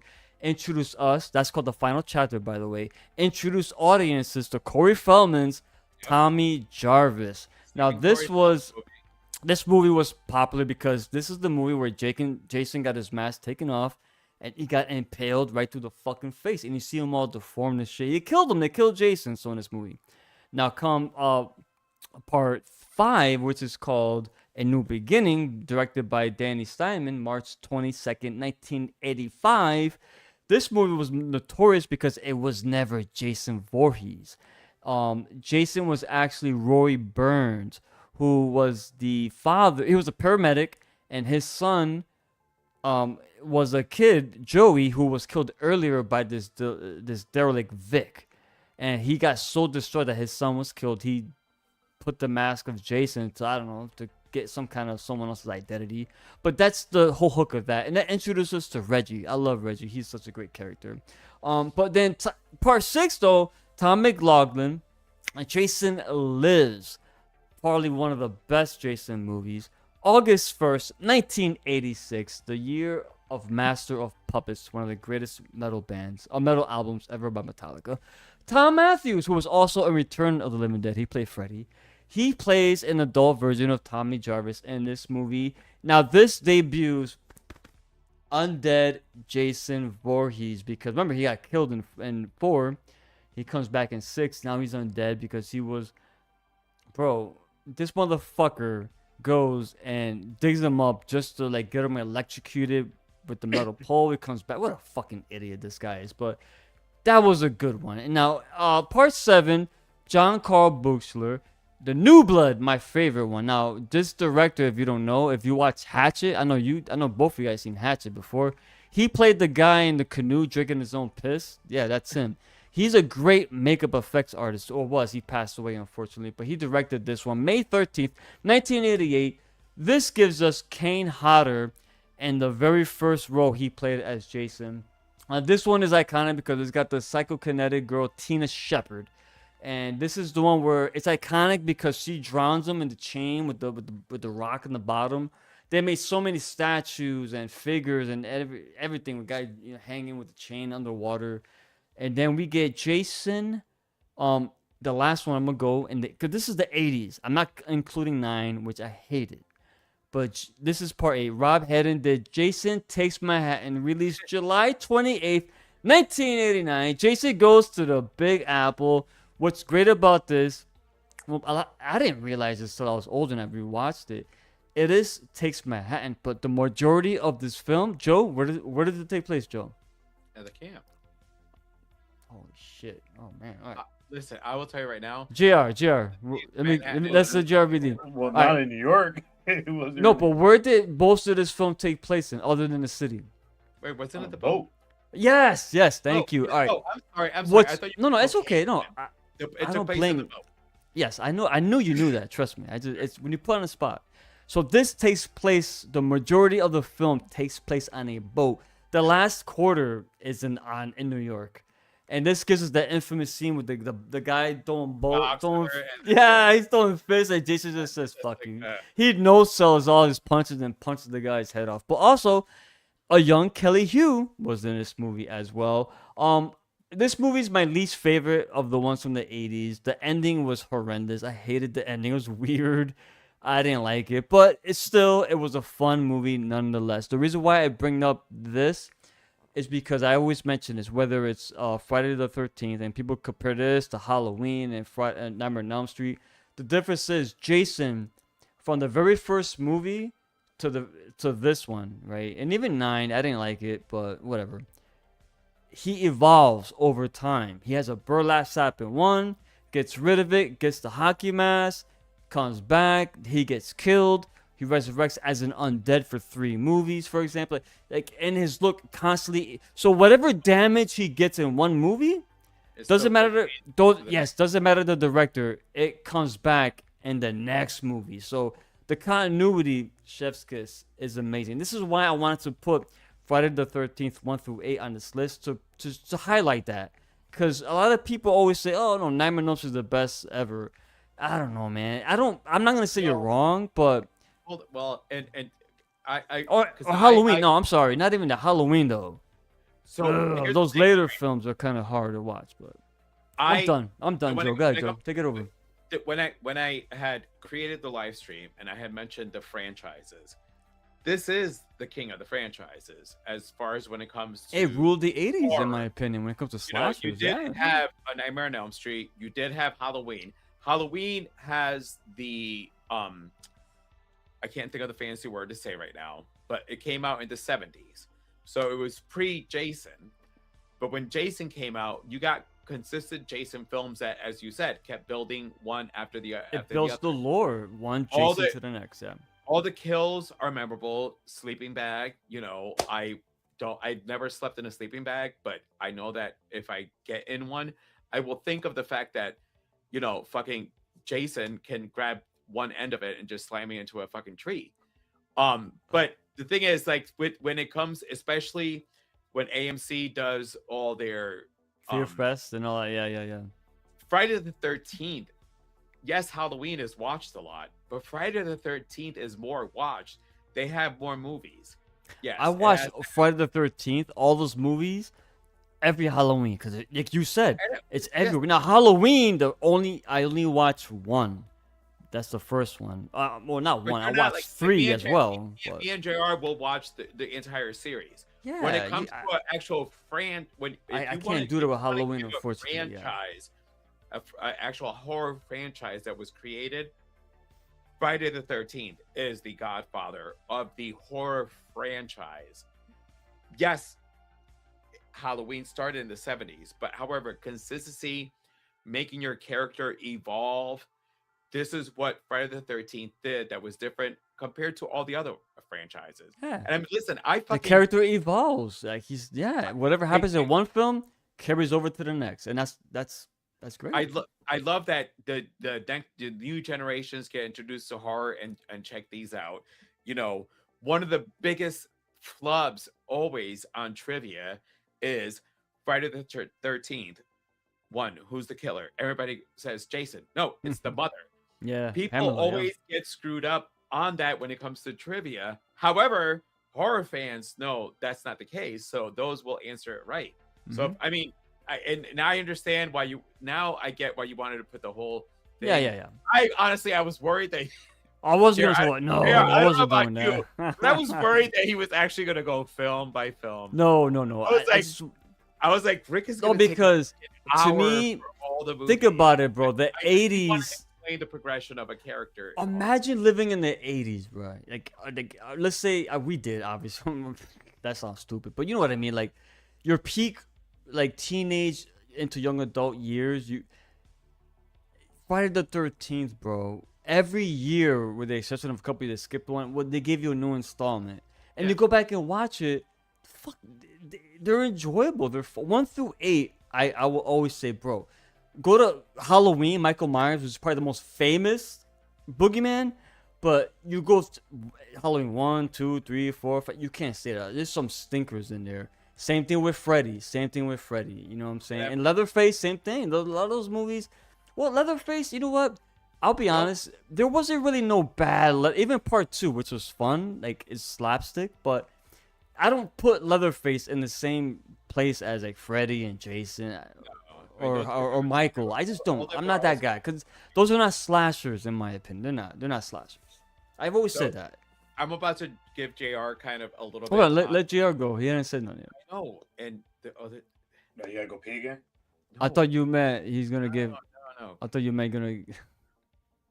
JR, give your thoughts. Okay. I'm not like you made it seem like it made it seem like you were gonna say something. Yeah, like, I know, like because Rick, I was getting ready to say something. Rick cut me off, so I'm like, I'm just gonna stop. JR, give your thoughts, and then I'll keep going after that. My bad, Joe. I'm sorry. So what do you learn from two different films is that obviously there's something in the sewage system that in one film it turned a giant alligator into a massive alligator, and then in the other film it kind of was the found of youth that made Jason turn into a kid again. I hated that. That's the one thing I will say. One of the biggest loopholes in the series. But it's a good series. I wouldn't say that every all the films are like, because I would say the one thing with the Friday the 13th series is it's a pure slasher. So there's no real storylines in the films. Just making the mistake of going to the fucking. It's just it's just if you're going, you know what's gonna happen. You know a lot of people are gonna die. So that's the expectation of all the Friday films. So that's what makes it stand is just how they're. It's gonna be a kill count. It's gonna be a high kill count because that's what Jason is. Jason's all about the kill count. That's my man right there. Bro. So it's like like the first one was epic. The first one was really good. The second one was obviously introduced us to Jason. And the funny thing is for this year's CT Horror Fest, the lead actress in Jason Takes Manhattan is going to be there. Oh. I already pulled up her name. Jensen Daggett, who played Renee Wickman. She's Yeah. actually going to be there along with Kane Hodder. Yeah, she He's- survived he's- because the one character that didn't do drugs or have sex, so she survived. And it was, her being chased that turned him into a kid again. Yeah. But and no, it's like I enjoyed the Corey Feldman one. I thought that one for me honestly was my favorite one. Oh, dude, that's what Crispin Glover's in that one too, bro. That's my stupid favorite. dance. Out of all Yeah, of them, that's the one that stands out. Yeah, that one's good All too. of That them. one's fun. That was a lot of fun. I actually, I know that people shit on the 3D one, but I did like. I love Jason 3. I did like the 3D one. Yeah, it was fun. It was fun. I mean, but Remember that what always sticks out is that one Hispanic girl that goes to buy something at the little convenience store, and of course the clerk got to say, "Sorry, we don't accept food stamps." Like, really, motherfucker? I actually, Rick, So racist, but no one complained back then. It's What a was- movie. what was the horror Italian movie that we did that it had that Friday the 13th took some scenes from? Oh, I Did don't we do an remember, episode? man. I know Yeah, there was. I Oh, don't by the way, remember. there was an. Oh, damn it, A Bay of Blood. I think it's A Bay of Blood.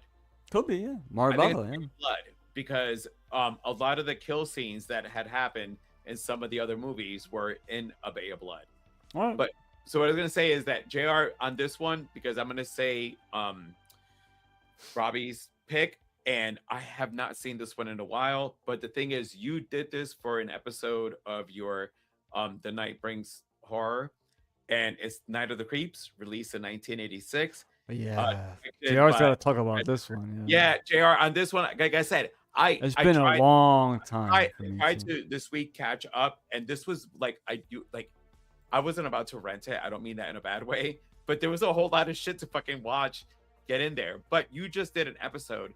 Yes, I do have to pee, but it's No way. A third time? That was the cover up. I drink a lot of water, man. You guys- Don't drink water before it shows. I mean, P-Rock knows about the whole hydration. But P-Rock, he never peed. thing He never is, pees. The Night of the Creeps. I do remember this one. I remember seeing it with you, and I honestly have not seen it in so long Yeah. that yeah. I can honestly say I have zero input on this one.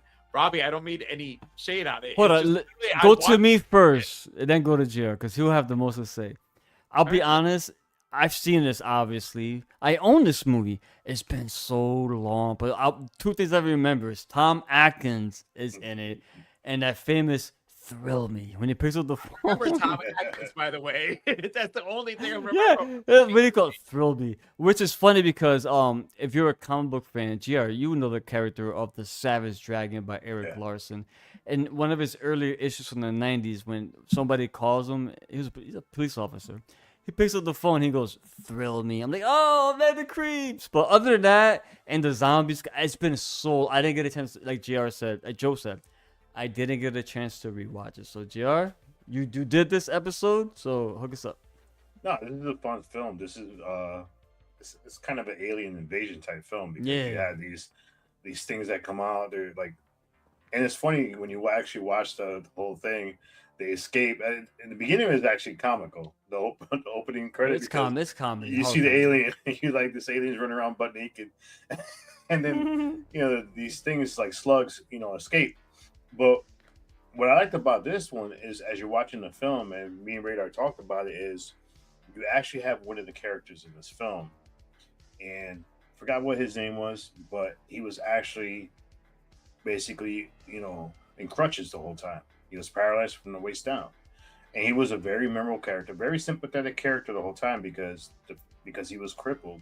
He was treated differently in college, so his death is probably one of the most like heartbreaking in a horror film because the way it happens, and then the fact that he warns the main character about what's coming. And one of the best scenes, I mean, the fact that the cat had a slug inside him and it causes the bus crash, which is one of the most epic scenes in this film, as the cat is basically walking in the middle of the road.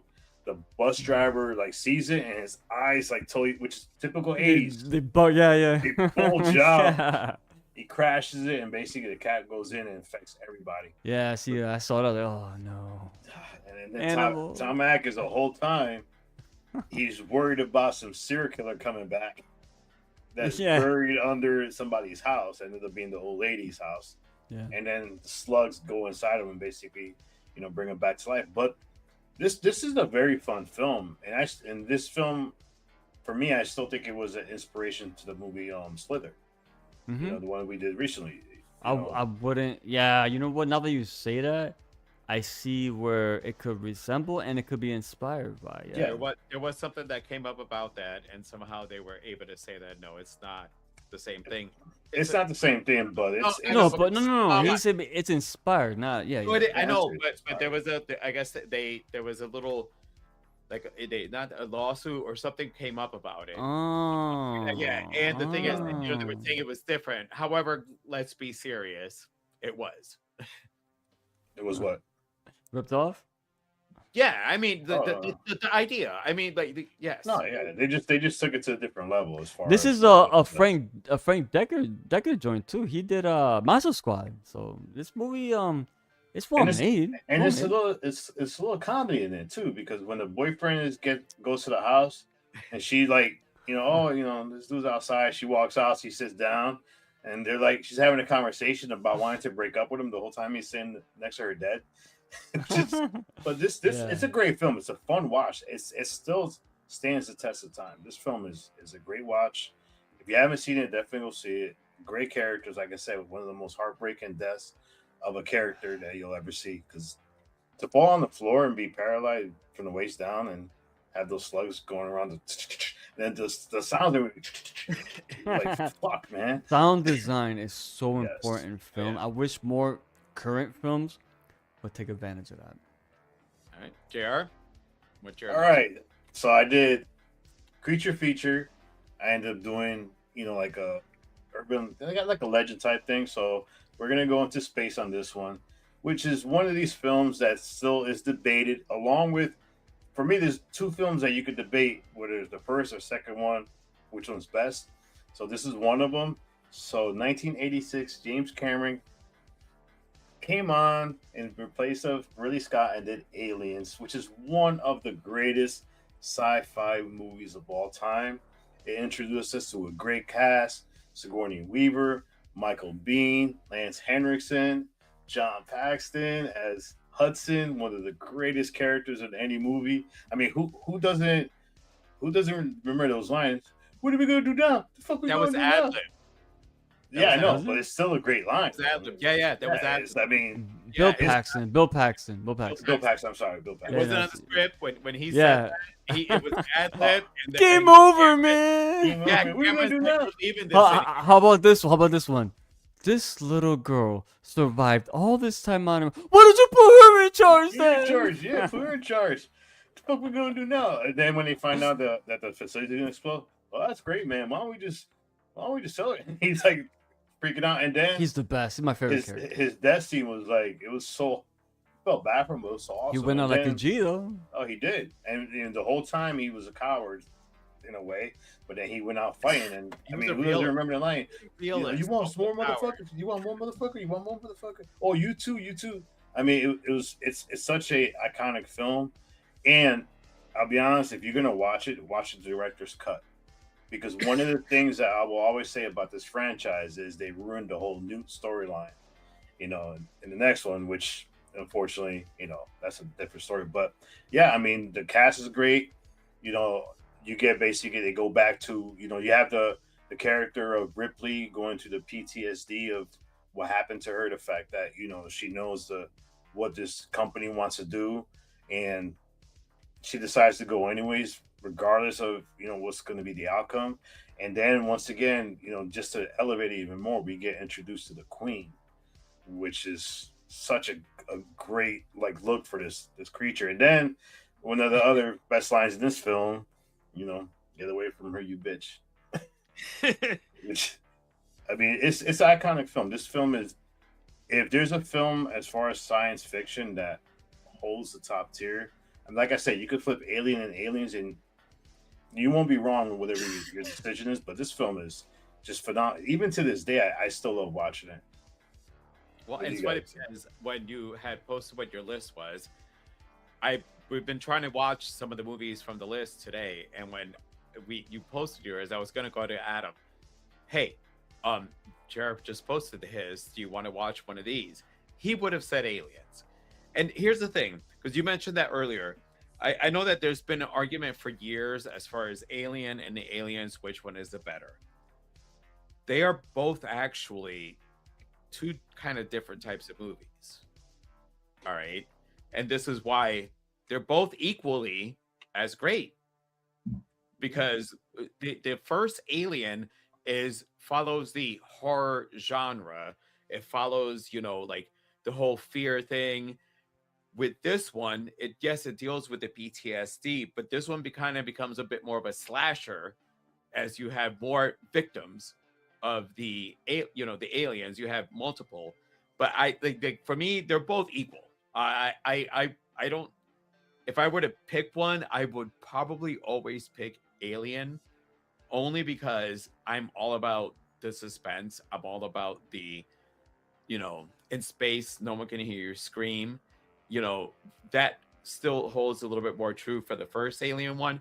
But however, when this one came around, it elevated the Ripley character, and it went a little bit more it hit more on the sci-fi aspect of the series, whereas the first one just it is sci-fi, but it's a little bit more on the horror base. Did I explain my argument right on that? I didn't know it was an argument. I don't either. I mean, No, not argument, but me trying to explain how they're yeah. I understand. But how they're both equal, because what it's all preference. It's preference. It's all each one preference, brings to the table, they're both strong. It's just with Aliens, it did take the franchise to a different level as opposed to the original one. That's true. Where it's grounded on the horror aspect. Yeah, that's a good way to look at it, because I always saw part one as a haunted house type of story, very slow burnish. It's got very good acting in it, and everything is drawn out. So when something does happen, it's just that much more impactful. And the ending was classic, of course. With I don't mean Sigourney Weaver in her underwear, just in general, when she's in that fucking cockpit and you see the aliens chilling in the background and you don't see it, but she don't see it. So that's what I mean. Yeah. But because you're like, but that's what I'm saying. The first Alien had the intensity that Aliens kind of didn't have that. Yeah. See, I know what you mean. I would never say, "Oh, you're wrong," or it's all preface. But I am a fan of Aliens because it's faster paced, it's more action, the effects are better, there's more aliens, it's got memorable fucking characters, and like those pulse rifles and like the what's that shit, the motion tracker, all that, the sound is, again, GR, you brought this up. The reason why when we mention sound, the sound of the motion tracker, that's embedded in our fucking what sounds like that? Nothing. Thank you, Joe. You hear that and you'll be like, oh, that could be a million things. No, that's fucking aliens. So don't forget the hand game with the knife. Oh yeah, with Bishop. It's look at the actors. We got Michael Biehn, Lance Henderson. You got Bill Paxton, Sigourney Weaver. Who played Burke? He was from the show. That asshole. But Paul Reiser, who was not an asshole, but in this, William Burke's an asshole. The fucking cast is great. Oh, and also Martinez. Like, what was that line? Then you got Vasquez. No, but Drake. Vasquez, not Martinez. Vasquez, yeah. Rick, because I had sent Rick a picture of what I was gonna do. He goes, wear that tank top. What's that line, Joe? What's that line? Hold on. I can't wear that tank top because that was a tank top that I wore when I dressed up as Vasquez. I still have the Vasquez headband. So I was like, no, man, I already dressed up as Vasquez. Hey, Vasquez, has anyone ever said you look like a man? No? Have you? Good movie. The Wayland Yutani Corporation is expanded upon. You got Stan Winston's incredible work. Yes. What's great about the Alien series is that Wayland Yutani is actually brought to the forefront of being the actual villains in Yeah, this yeah. because It's all the about movies that corporate you greed. see, everybody is going to be expendable to what Wayland. That's the theme of it, yeah. And let's not forget, last thing I will say, James Horner, his incredible score to this movie.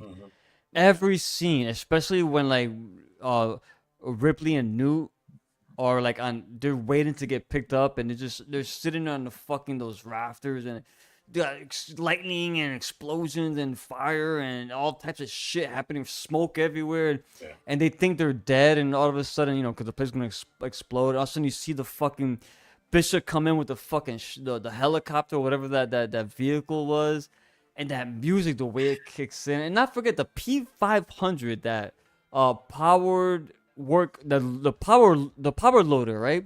The exoskeleton suit that for heavy lifting, like so iconic, man. Like that's what I mean. Even the weapons and just the outfits and we saw that at fucking Comic-Con. Remember that group? yeah, they had it. The girl was in the outfit. I have the Funko Pop of Sigourney in the power They had loader. to go So pee. It took all the people who were dressed as all the soldiers all of a sudden stopped to help her out of this outfit, dude. to get This her is- out of it. This was one of the best outfits, by the way, at Comic-Con. Yeah, that was cool was because the it was true. alien- It was true the scale and Oh, everything. Yeah. Dude, it was fucking marvelous. You The guys are last thing- forgetting about one scene. There's one scene too, real quick. There's a lot of scenes. I just One don't have- one of the most uncomfortable scenes that doesn't get talked about. Talk about claustrophobic when Bishop is crawling through the tunnel to get to. Oh yeah. I mean, he's there. You see him like this. Yeah, He oh my turns. He God, turns dude. upside down. He looks over like his head's up. Because he's a synthetic. Yeah, he don't bother him. That shit don't bother him. The claustrophobia doesn't hit him. No, it doesn't hit him. Us as a viewer who are watching a robot go through it, we feel that claustrophobia in them. Dude, this is the last thing I would say. The reason why this movie I always pick it over Alien, not because Alien is bad. I fucking love Alien. It's a haunted house story in space. It's a spaceship, and that started all of the lore building in with the fucking engineers and shit. But Aliens, I could watch at any time. I'm never bored. It's fast paced. It's the action, the set design, the special effects, the makeup work, the score, the composition, the actors. Everything involved in this movie is so fucking top tier. James Cameron is the master of the sequel. Think about it. He did Terminator 1 and Terminator 2. Look at how we picked it up. And look at Aliens. So, yeah, man. Good choice, brother. Good choice. All right, so now is when I'm gonna hit on movies that people may have forgotten about, called classics, and I finally get to do a Stuart Gordon film because Ricky's done From Beyond, Reanimator, And Castle Freak. and Castle Freak. But out of all things from Stuart Gordon, it's Dolls. And JR should remember this one because this is one of the ones. So back in the day, again, before you had streaming, before you had TiVo, DVRs, it was VCRs. And you used to be able to record movies. Dolls, from the rest of my list, Dolls was one of those that we watched a whole bunch of times. And this is one of those, the beginning part where Judy is, her parents are assholes. Her stepmom, I'm a stepfather. Thank God I'm nothing like this bitch. But Or any of these two, by the way. but when the teddy bear comes to life and bites the stepmom, and then shreds the dad, and then it's all the imagination. I fucking love this movie. This is one of those that I just remember from especially the 80s that I rewatched over and over again. I'm not sure if it was on the same tape that I recorded my next one, but I wore it out. I mean, when you guys don't understand, when you do a VCR, you can keep playing over and over. Eventually, that strip starts to wear out, and you can't watch the movie again. I hope that if I'm in a situation like this movie, that they will see me like Ralph, where Ralph still has the inner child in him. That's me right there. Yeah, me too, man. I'm hoping I'm that. sorry, I'll admit it. But the other part is that growing up with three sisters who Good character, have a bunch man. of dolls around you, it's bad enough, and I won't mention which one, that one of my brother siblings had a My Buddy doll. So growing up around dolls, this was one of those that when it came out, like you hear stories about what happens in the middle of the night, and they're telling you how your toys come to life in the middle of the night. And sometimes you would remember that you get up the next morning and your GI Joes are not in the same spot that you left them last night. It could have been that your siblings were playing with them, but then you remember that maybe they came to life. The other part about this movie is that it tied itself into the Puppet Master universe because shit, the Mr. Well, Rick, could you just watch it? What was the name of the gesture one? Mr. Punch. Mr. Punch appears in the Puppet Master movie. Yeah, that's very similar looking doll. Yeah. No, it's him. It's the same one? Yeah. Because they look eerily similar. You're right. No. Mr. Punch appears in the Puppet Master series, which is another one when it comes to horror. By the way, P-Rock has a nice Puppet Master collection. The figures. Oh yeah. Has them all. That's why I was trying to say that he's the one Yeah, that he would know the names. Yeah. But yeah, no, like dolls is, it's not the typical Stuart Gordon. Rick has covered so many of his. He also directed Honey, I Shrunk the Kids. So, he followed in the Bob Kane, where I did some horror movies, and now I'm gonna do a kids movie. But yeah, dolls, like I watched this with JR and P-Rock. It's one of those, I just wanted to just refresh people, especially when it comes to the not CGI, but animatronics, the old school Stop motion animation, brother. Stop motion. I think stop motion, the movie itself, I think Rick, you saw it. Yeah, I saw it. I didn't see it yet. I do want to check Oh, it out. yes. Okay. I almost watched it the other day. Check it out. But stop motion is a lost art when it comes to horror. And when you were in the 80s, stop motion was used a lot. It was stop motion, Sinbad and all those movies used that. Yeah, bro. And And you done got- well. And this is one of those, like, when all the dolls turn their heads around and look, like, I would be freaked out walking into a little house that has a bunch of dolls all around there. And if they all turn their heads and look at me, I'm getting the fuck out. But yeah, that's why I want to put this on there. Because like I said, it's one of those that it's a forgotten movie of the 80s. And it should get checked out again. Because it's a fun movie. It has witchcraft, and again, the bad people get exactly what they deserve. Jared, do you remember this one? Yeah, it's been a long time since I watched this one. So I will say this though, yeah, this movie here, what I really loved about it, unlike like Puppet Master where the dolls were obviously, yeah, like Pinhead and Leech Woman and stuff like that, there were characters in their own right, but in this movie they were just literally dolls, and that's what made it creepy. Joe, that when they would turn over and the dolls were facing whatever direction, they would talk and then look back, and all of a sudden they're all staring at you with this gazing into your fucking eyes. That to me is creepier, because those old antique dolls like that, and I love, yeah, and I love the set design here. The house, it felt old, it felt lived in. You could smell the mothballs, bro. Just watching this movie. Then you get the thunder and lightning in the background, constantly crashing. Like, this movie is so well made. Judy as a little girl, the actor, and you know me, bro.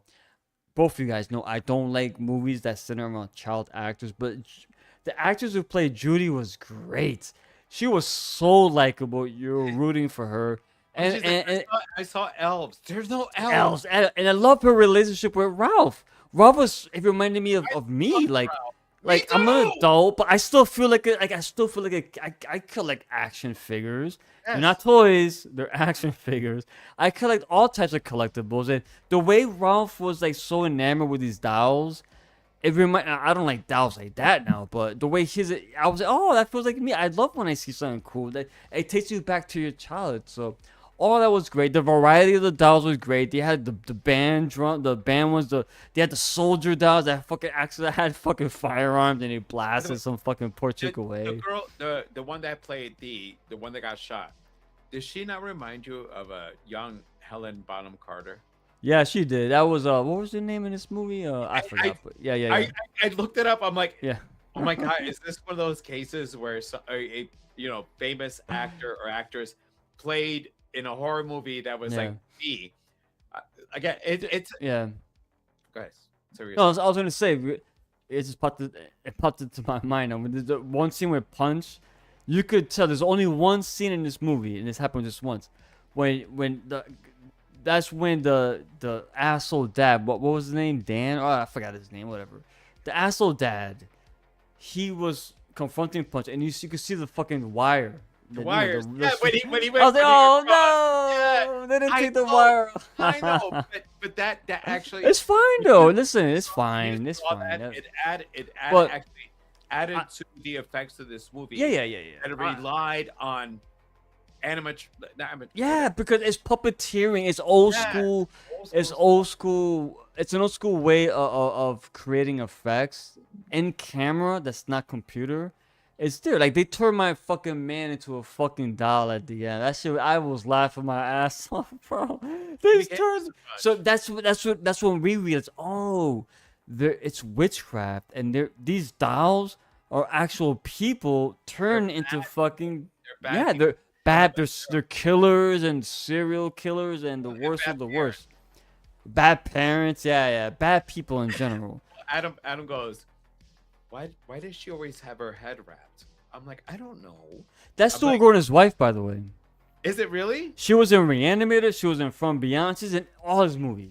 I didn't. Oh my god! But so Yeah. when you see her in the car, because I told Adam, I'm like, well, she had her head wrapped in the Yeah. convertible because the wind. But when she turned into a doll and she had like, I love the little nuances. They had the head wrap. That was cool. Yes, That was good. like I said, it's a cheese ball movie. I'm glad this is on the list because compared to the stuff yeah. that we normally talk about. people always bring up Puppet Master, right? Or demonic toys, but no one talks about dolls. This No. movie's fucking. To me, this movie's better than those movies. Ralph would be what like all of us would be in that situation. You're Yeah. like, what?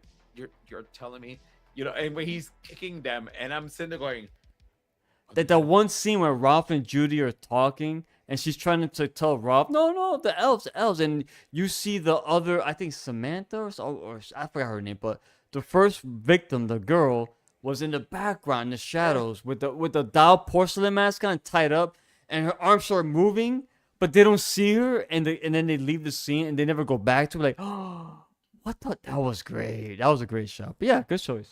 I think JR. He remembers. No, he said he didn't remember. I Yeah. lost my track on who's next. Me. Rick's Me. next. I'm next. Rick. What you got? I forgot. Just tell me the list and I'll pull it up. Oh, yours? Damn. Oh, the Changeling. I got it. Oh yeah. So I'll tell you right now.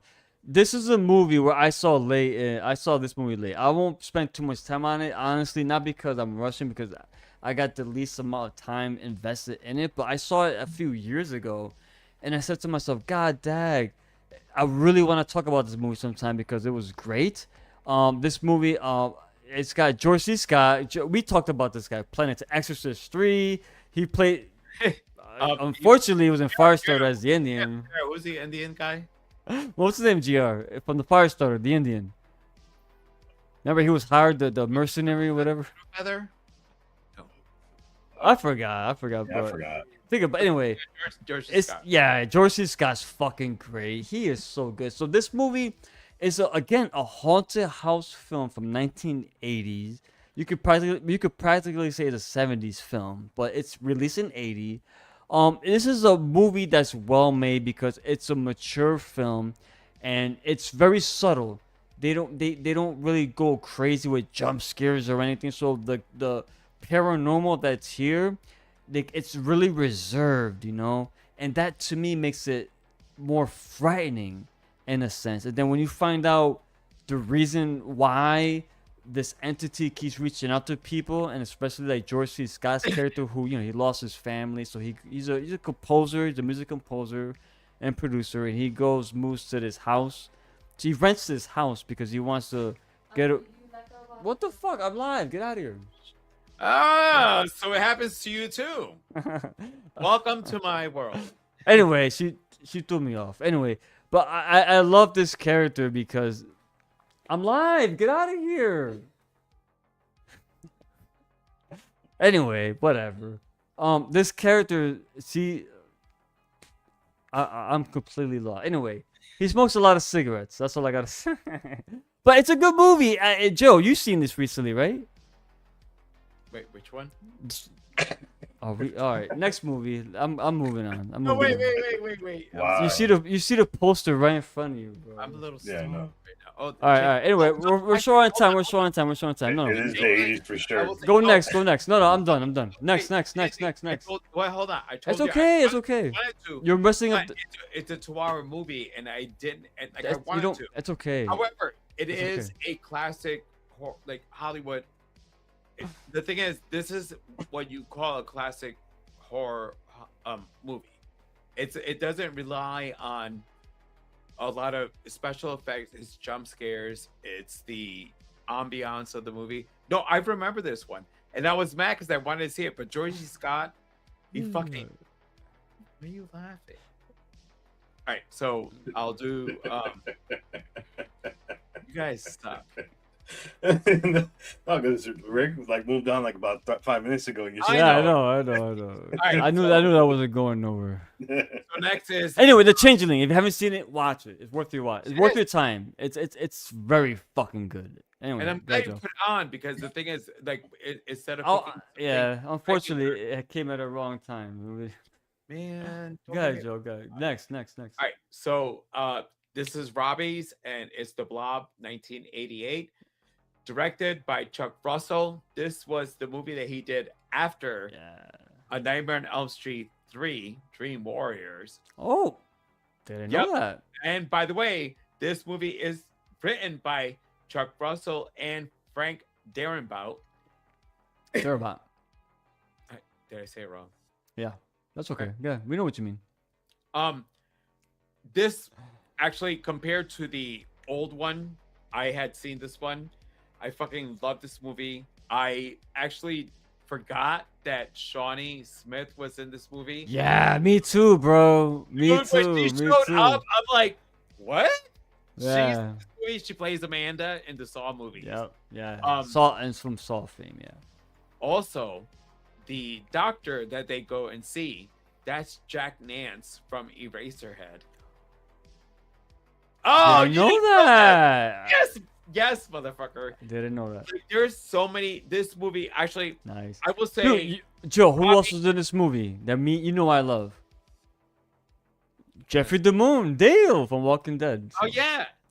I mean, it's like this. Honestly, I hadn't seen this movie in a while. I'm glad that Robbie put it on the list because when I watched it again, I remember the old one. JR and I saw the old one, but when this one came out, we probably might have seen it together, but I hadn't seen it in a while. And when you think of like the Blob, compared to all the stuff that we see, like you're gonna see a horror movie, like something involving something that looks like Jello attacking you. And then I forgot how fucking good this movie was. I mean, this movie, like Robbie, thanks for putting this on here. It is definitely another one that has been overlooked as far as horror community and people seeing older ones, especially in the 80s, even though the first one, I think it was like in the 60s. But yeah, The Blob, when I rewatched it, I thought it was fucking awesome. Yeah, oh, I'm sorry, go ahead. Rick, actually, no, go ahead. No, I'll be quick. I love this movie. I love Kevin Dillon. I think Kevin Dillon he's so good in it. And again, Shawnee Smith. I will say, Bill Moseley was in this movie too as a soldier. Very, very minor role, but I love the practical effects. It was very gruesome. That's the one thing I remember about this movie. Because when I saw it when I was younger, again, okay, it's a play off the older film and whatever. But Gross. when I saw it a few years ago again for the first time in a long time, the first thing that popped into my mind was, holy shit, this movie is gruesome. Like they don't hold back. So I loved all that, and I love this. It yeah. made The Blob actually seem like fucking scary. Yes, it was a threat. It wasn't comical. The older one was It was more not comical. as Let's be real. scary as Yeah, this yeah. one. No, The fact that you like are being burned a lot, it's like it's like whatever. acid. Yeah, Yes, that's what was it's good. awesome about it. Yeah, but good film. I love the diner scene when we first meet like Kevin Dillon and Shawnee Smith. And he comes in and the waitress, oh, you want a sandwich? We're closed, but I'll make you something. Yeah, I don't know. I like little moments like that in movies to show like an actual human connection and grounds the film before it gets into the outlandish shit. So good movie, good direction, and I'm glad it's on the list because this movie. Again, I keep forgetting because Jared had mentioned the Blob earlier. Oh no, the Blob came out after. No, I'm talking about the original. Oh, I forgot. You're right. It is a remake. So I forget it's a remake, but this is a remake that falls into that category where to me it's better than the original for sure. For Yeah, sure. the theater scene is like memorable. Mm-hmm.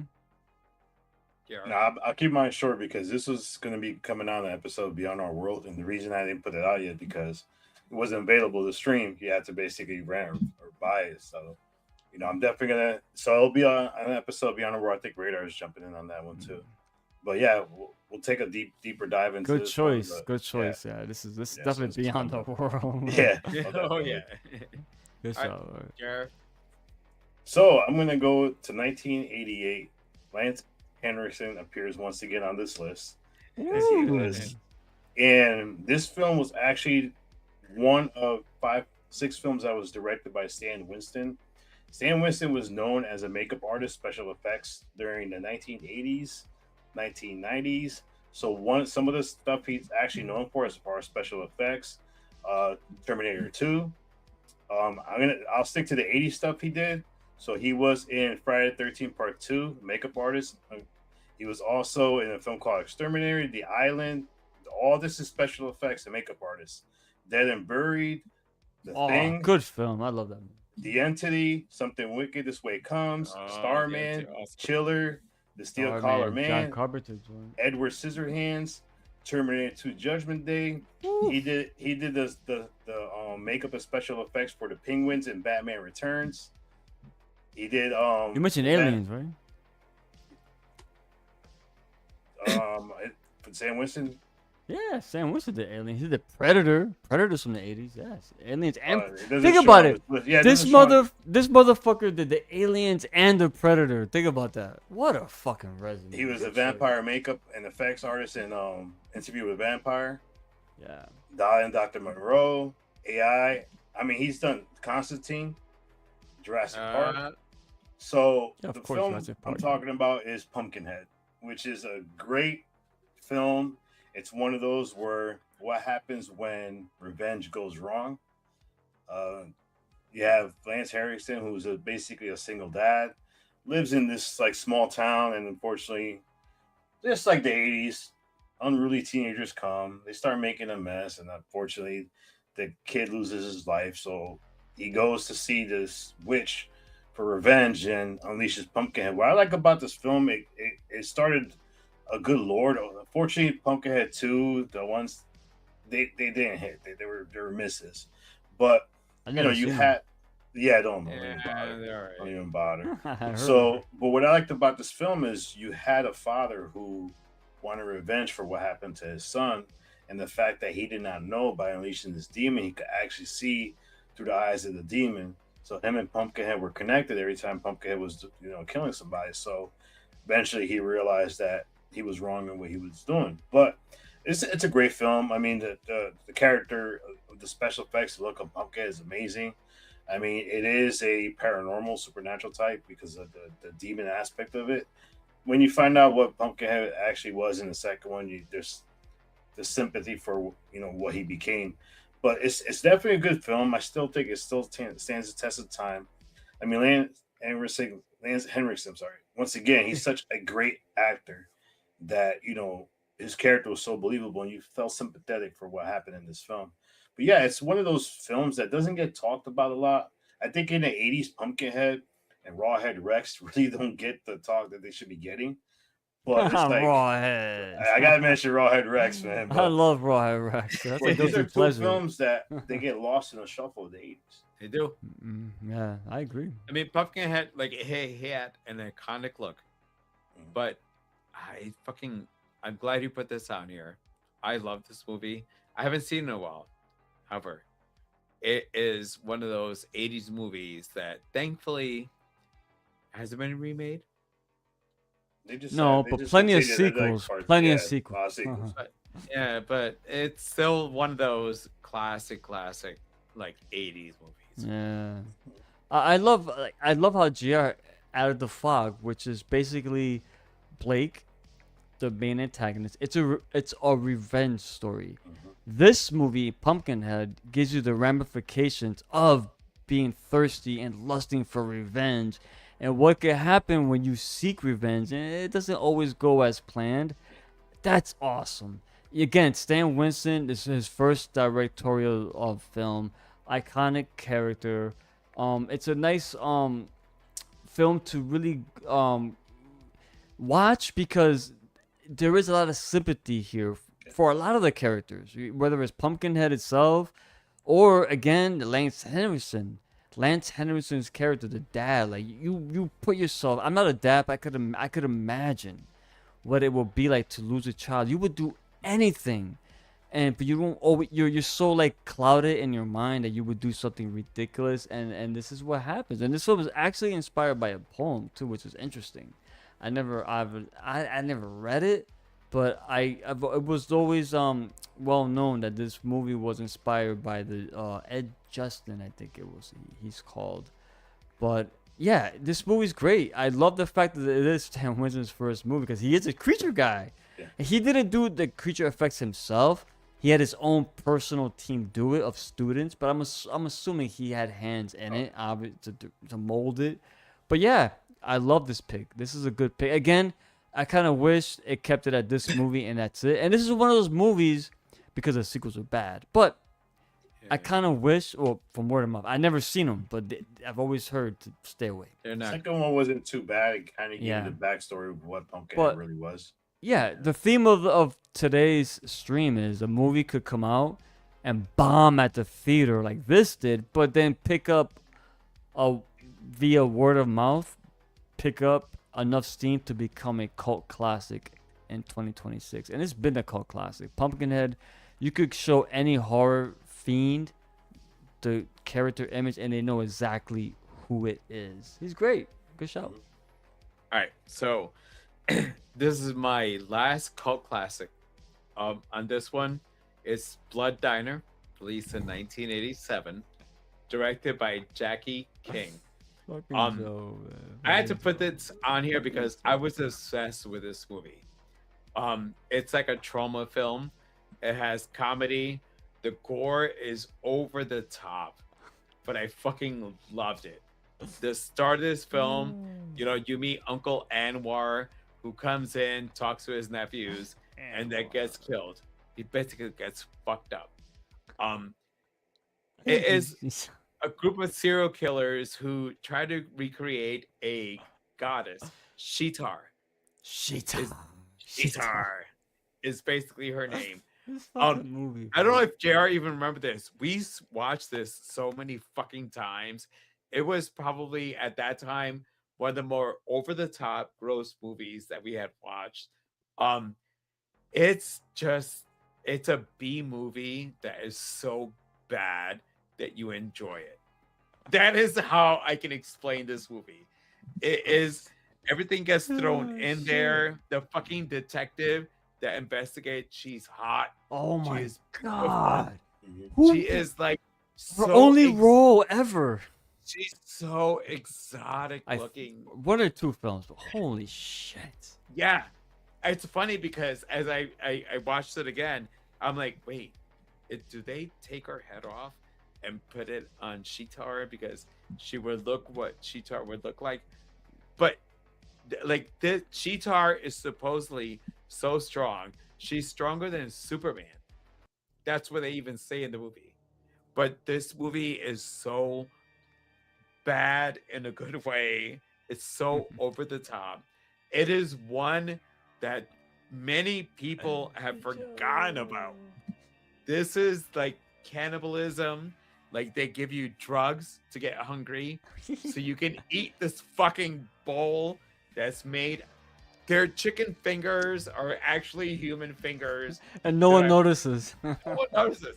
Perfectly fried. I mean, when we did this list, I said, I gotta put Blood Diner just for me and JR, because JR should remember this one. We Oh, watched this man. like ad nauseum. Oh man. This is like the Fucking epitome Joe. of Joe said the fucking- best for last.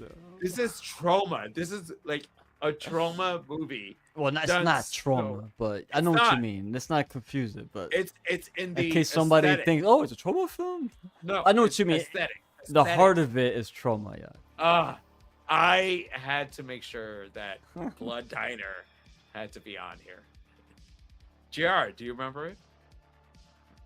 Yeah, this is the one where they put that girl's head in the fryer, and then it's like the only film I remember watching. Like, yo, like who pushes somebody in the road, and all of a sudden their dude gets head gets squished by the time everybody's laughing. Yes. Yes. Everybody's Oh my like Like, laughing. what the fuck? Fucking low Dude, you rider. okay? You okay? But this is supposed to be a sequel to this 1963 film called Blood Feast. Oh no, Blood Feast. No, so Blood they go- Feast. So it says Yeah, you're right. 1970 It was conceived, but they said no. Hold as a on, we're sequel, gonna. yeah. They diverted, but you're right, Jr. It was originally conceived as that. Yeah. But yeah, I remember that scene. I'm sitting there like, wow, these guys are so fucked up. You know, and that scene just always remembers me. Like, they put her Uncle head in the Anwar. fryer. Anwar is.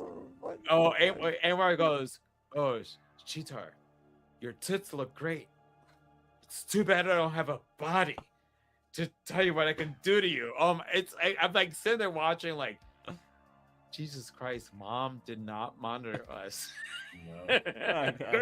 Because JR and I watched this shit together. Oh, man, And bro. Mom did not monitor. Like, I'm like, this is so offensive. And it's fucking awesome. Shit. Cheetar. And the wrestling, Hold on. which was the most. Yeah, obnoxious. hold on. Joe told me about his. Joe had this on a list prior to. I forgot what it was. I don't know, but I watched this movie, bro. I thought it was a slasher. If you see Blood Diner, look at the poster. It looks Oh, like a fucking slasher. So when I watched this, bro, holy shit. I knew this you would mov- love it. This movie has everything fucking in it. That one scene where these fucking derelicts, what was it? A bunch of this was pre-OnlyFans, by the way, when these chicks decided, oh, let's just do cheerleading but topless, and this is trying to get whatever. I forgot what it was. And they start all naked, and these motherfuckers busted the gun, just blast everybody fucking away, bro.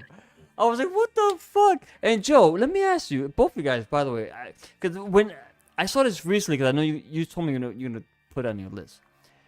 This reminded me of something between like the two characters, Michael and who's the other guy, the crazy motherfucker. I forgot his name. Georgie. Did it kind of remind you of like the Gecko Brothers, where you had the one straight guy in the suit constantly? He knew George Clooney's character, but then he had his brother, which is so fucking bonkers, always getting him in trouble and fucking shit up because he's so loony. Didn't their dynamic?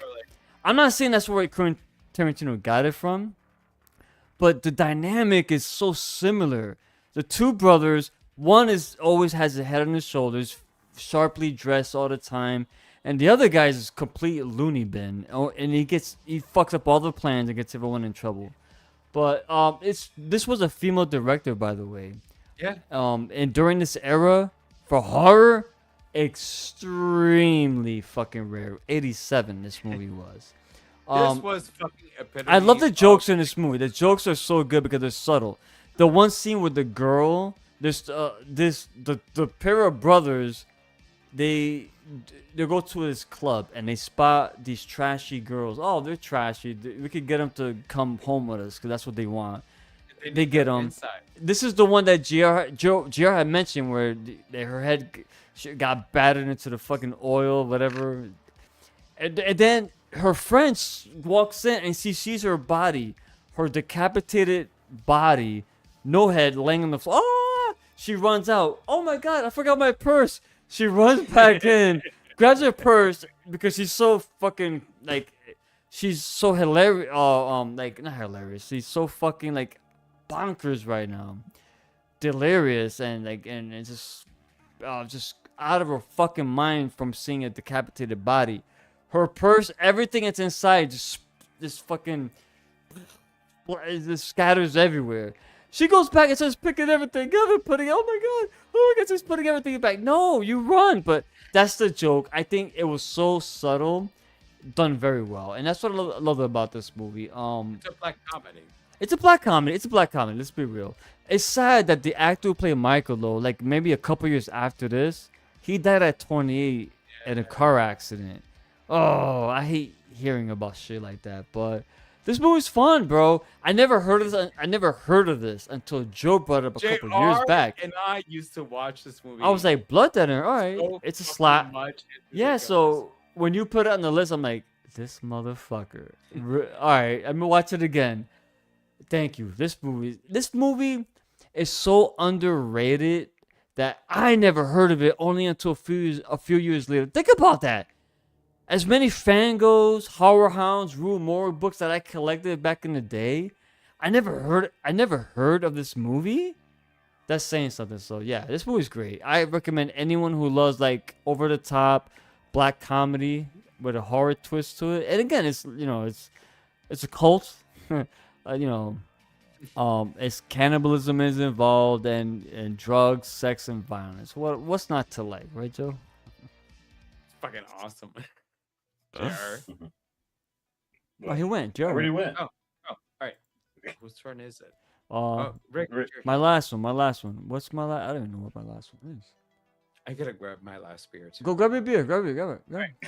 While you pull it up. Yeah, but we're going a little long. We apologize, but with a list like this, and we want to. And again, Joe said Robbie was with us from the beginning. He's gonna be here next time from the '90s, so we didn't want to skip over his picks. But yeah. Let me 1 second. I got it. This is easy. I can't believe I forgot about this. But here we go, Gr. You know this movie, right, Gr? Tell me, you know this one? Oh yeah, man. If you didn't put this on, man, I would've been like, yeah, bro. 1981, John Landis. What can I say? David Kessler, Jack Goodman. I will leave you guys to talk more about this one, but the David Naughton, Jenny Agudu, and Griffin Dune with a makeup effects job done by Rick Baker. JR, when you think about this movie, you think of two things. You think of that transformation scene, and you think of, to me, at least for me, Jack's character like coming back as an undead, and every time he comes back, he's more decomposed, worse than the last time. Just the makeup of work in this movie is fucking incredible. It's American Werewolf in London. JR, what you got to say about this one? No, I mean this film came out at a time where werewolves films were like spawning all over the place in the 80s. I mean, you had this one. I mean, how different was it? Yeah, dude. You had this one, and then you had Howling. These were the two films, the werewolf films that dominated the 80s, and they both were. And Howling. Huh? Howling, and within there are also a Howling. No, he means like the wolf movies during this time. Yeah, oh, no, I see. Yeah. Howling. I don't know. I didn't see Howling. I didn't see Howling. You're right. You're right. I didn't see that one. I don't remember. Howlin. You're right, Joe. And if and we saw those. There was another one.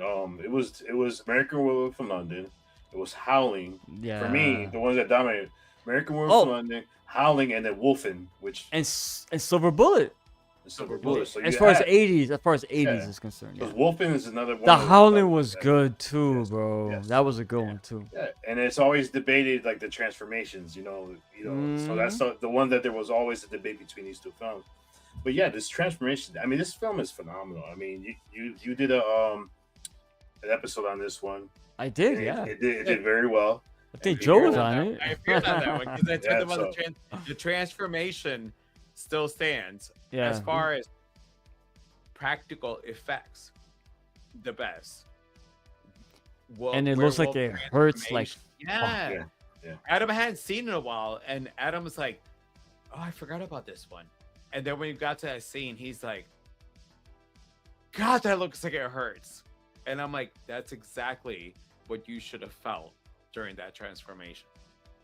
Yeah, because that's the problems. Like in the later werewolf films, where you didn't see the pain people were going through. You Yeah, know, all of a sudden they'll it be was like like this, automatically, right? yeah, They'll be like, they turn. oh, and then they're wolf, like Wolfman with Lon Chaney. Like, yeah, I watched that again recently. Like, oh, It's it's not the because same. it's classic that it's so revered, but those movies are not good in my Yeah, opinion. they're I'm sorry, terrible. God. No, I'm good. Joe, what are you gonna say? I mean, American Werewolf. I mean, it's you have dark comedy. I mean, if you accidentally kill your friend and your friend keeps showing up to tell you to kill yourself, like that's the other part of this movie that like it's somebody who gets infected, and then they have their friend who got turned. It's not even you that turned them; it's the wolf that turned him, telling you to kill yourself. And the theater scene where he goes, "Oh, let me introduce you to this one." I mean, this movie is classic. I think it cannot be outdone.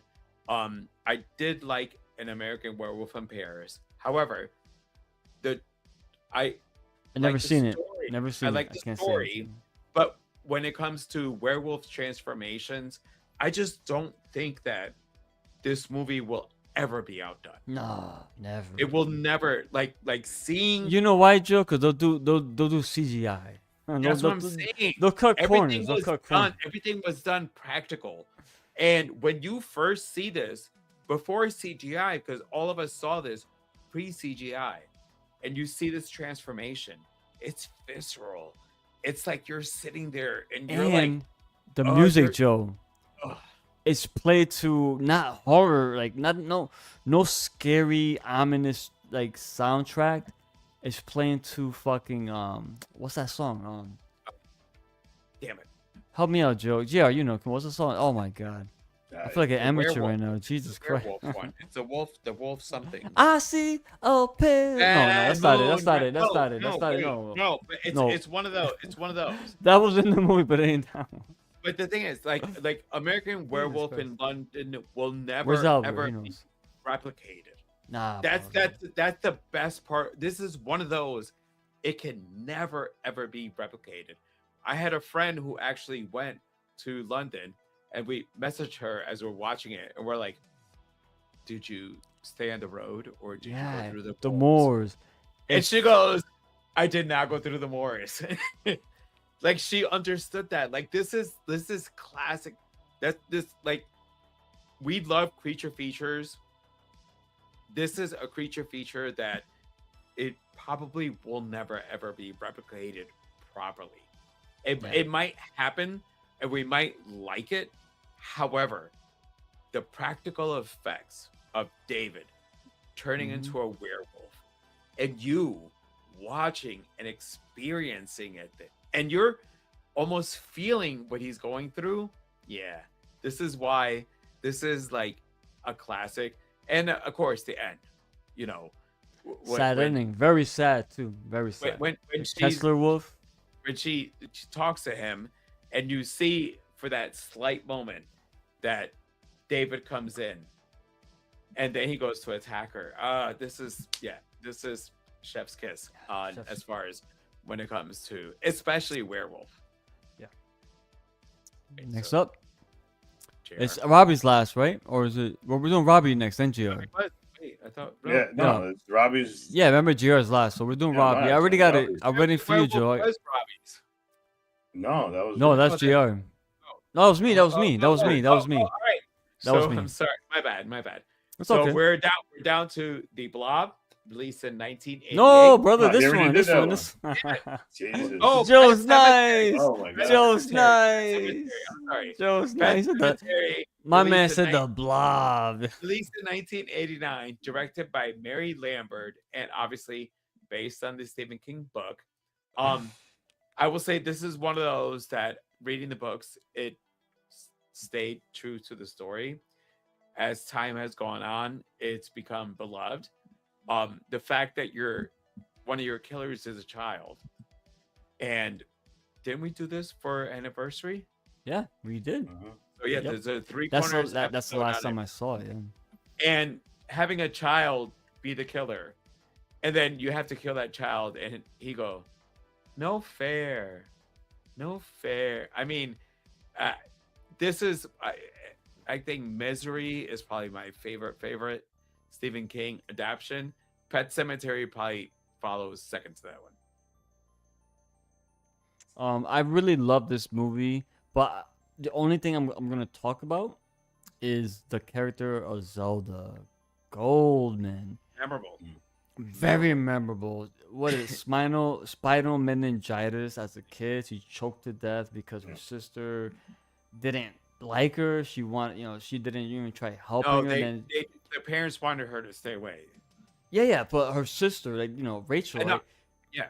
yeah, she let her die essentially. She ran out, Yeah. but then she always regretted it years later. But anyway, you see this character played by a male actor. Now, when I said contortionist in a prior, I forgot what movie we were talking about, but this is what I meant.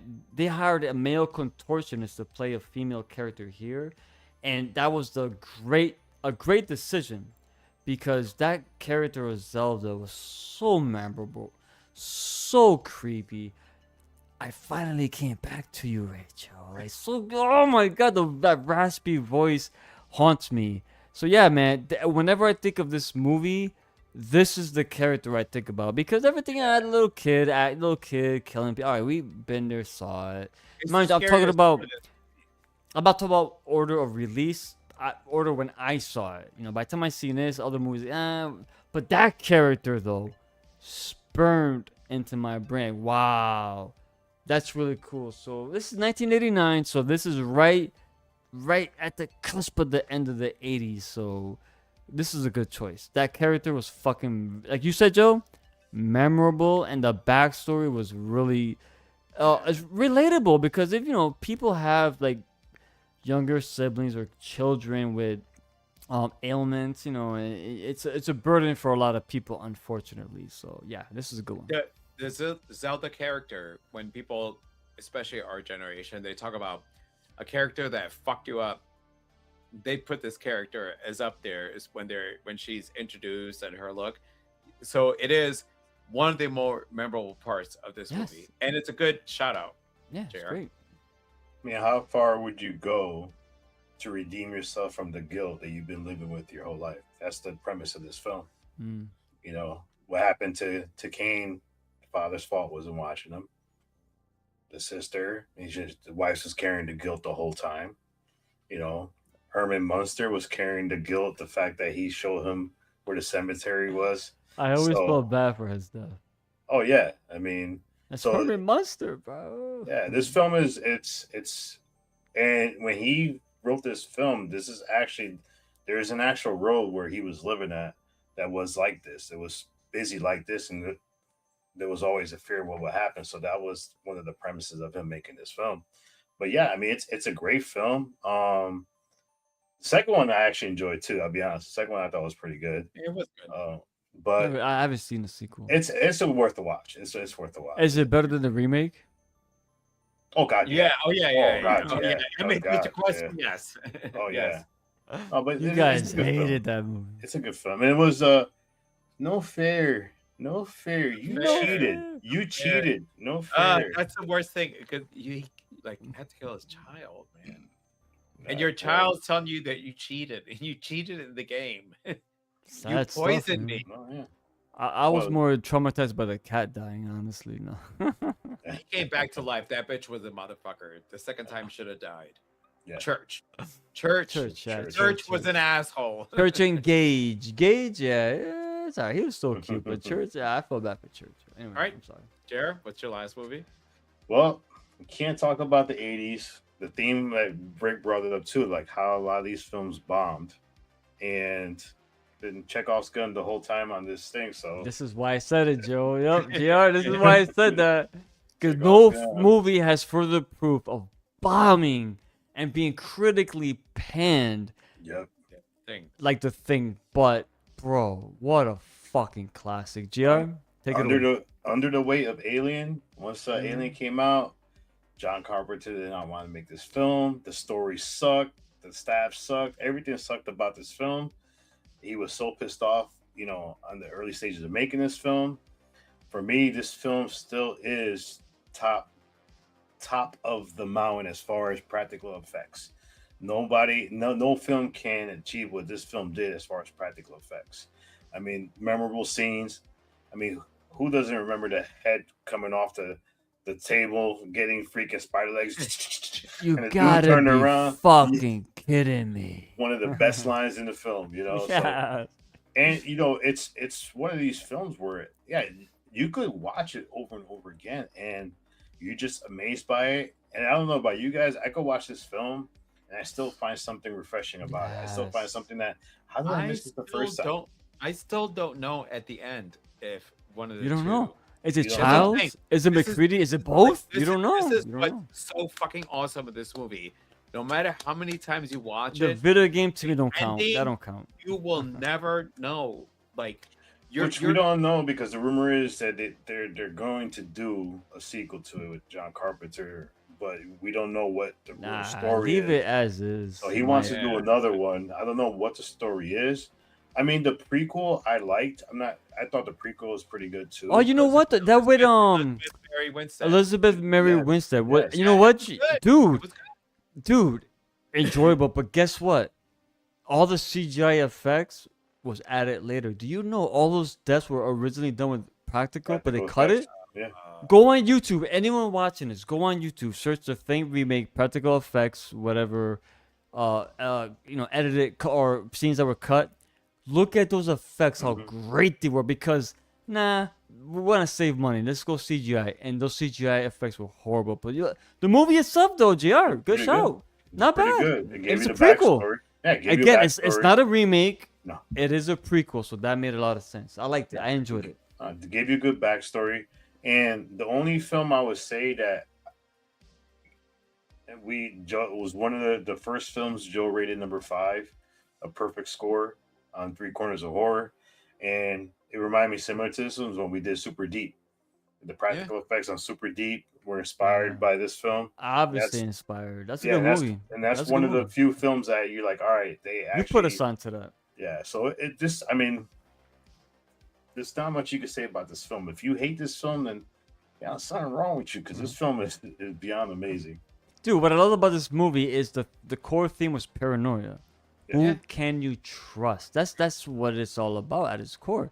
And That's how you That's how you ended it. That's how you ended it. And the makeup effects were all practical, done by the great Rob Bottin. And we just mentioned him earlier.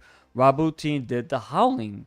That was another one of his great contributions to horror cinema. Rob Bottin is so underrated, so underappreciated. And this movie here, that's what I always take from it. It's just the effects here, a labor of love, bro. A labor of love. On And the cast, man. Keith David, Kurt Russell. Child. I've messaged Rick when it's been on and going, the thing is out right now. And I'll leave it on. It's a movie that you can watch from no matter which point when you put it on. But the thing is, RJ McCready, bro. What a great I film. still sit on the fact that at the end of it, you just don't know how it really ends. No, and that's the That's beauty. The beauty of this fucking JR, it's a chef kiss to end. I love that shirt, by the way. I'm about to steal it from you. Also, Yeah, the fucking thing, yo. No, By the way, Thing is in my top 5 movies of all time. Oh yeah. It is. oh yeah. I mean, Easily, bro. And by the way, there's no women at all in this movie. No women, all dudes, all hunkered down in the fucking Antarctic, fucking frigid fucking weather, bro. Being hunted down by this evil entity that you don't know who the fuck is taking over now. Yeah. Brilliant movie. Unfortunately, a lot of dogs got killed in this movie, but it's all right. They look great getting killed. This is the one movie I'll give it a pass. all right, well, Good shout. JR, it's a good way to end this whole entire 80s. It's like, again, the 80s, some of these movies have gotten remade. I'll be quick on this one. They've been remade and done terribly. Is there one movie that we discussed tonight that you would like to see a remake of? A remake. Rick, I'll go to you of- first. A remake of, for me. From tonight, what we discussed tonight, anything you would maybe want to see a remake of? Because, I say My Belated Valentine, that remake was good. Let's stop All right, there. I would say the movie. All right, Blood Diner, easily. Give it to someone like Damien Leone, for example, who's not afraid to make movies on his own dime and make it as gruesome and as fucking like horrendously and unlikable as possible. And that's what you need. You need a sense of humor like that. I would say Blood Diner because I never heard of it until you fucking Joe told me this movie. It was you mentioned it before. I forgot what it was for, but I was like, holy shit, what the fuck? It's a great film, and I would say because these are a lot of classics we discussed. I don't want to remake any of these. This movie here, it's to me, it's doesn't land on classic, but it's a movie I think would garner more attention if it's remade. But done right, has to be the right person. It has to keep the exact same tone. So I would say Blood Diner. I'm actually gonna say Blood Diner also. How about this one? Hold on, before we continue, JR, before we get to you. Chuck, cannibalistic humanoid underground dwellers. He loved it. We introduced her. We brought Lexi on for this episode, and she fucking got. All right, this is fourth corner. Hold on. Love Pet Cemetery and absolutely love the thing. Tell me your hair was like this, Joe, in the 80s. I love it. JR, before Joe says it, JR, in the 80s, is that how Joe's hair was? Oh yeah, Was it like it this? was. It was like that. Yeah, It was like that. I always had long hair. Like I said, we just Interesting. gave it a rest. I know that. When we first started doing this, if you go back, Joe had long hair. Then he fucking cut it. Now he looks like a fucking, like one of those like little dolls you pick up, those little army dolls with the fucking perfect. Yeah, get out of here. I'm gonna throw you guys off. I'm gonna throw you guys Alright, off. let's go. So we gotta go. We gotta do it. Well, the one I would remake is Pumpkinhead, I agree with that too. That's a good choice. That's a good choice. and I would have Curry Barker do it. Ooh. Mm. Well, a good segue actually, JR, because our next episode we're gonna discuss what could possibly be the youngest director to land a #1 movie in horror. It is the #1 director. Yeah. Or So- youngest. So we have next episode. It's gonna be Backrooms. I'm actually looking forward to this one. 20-year-old director. I'm.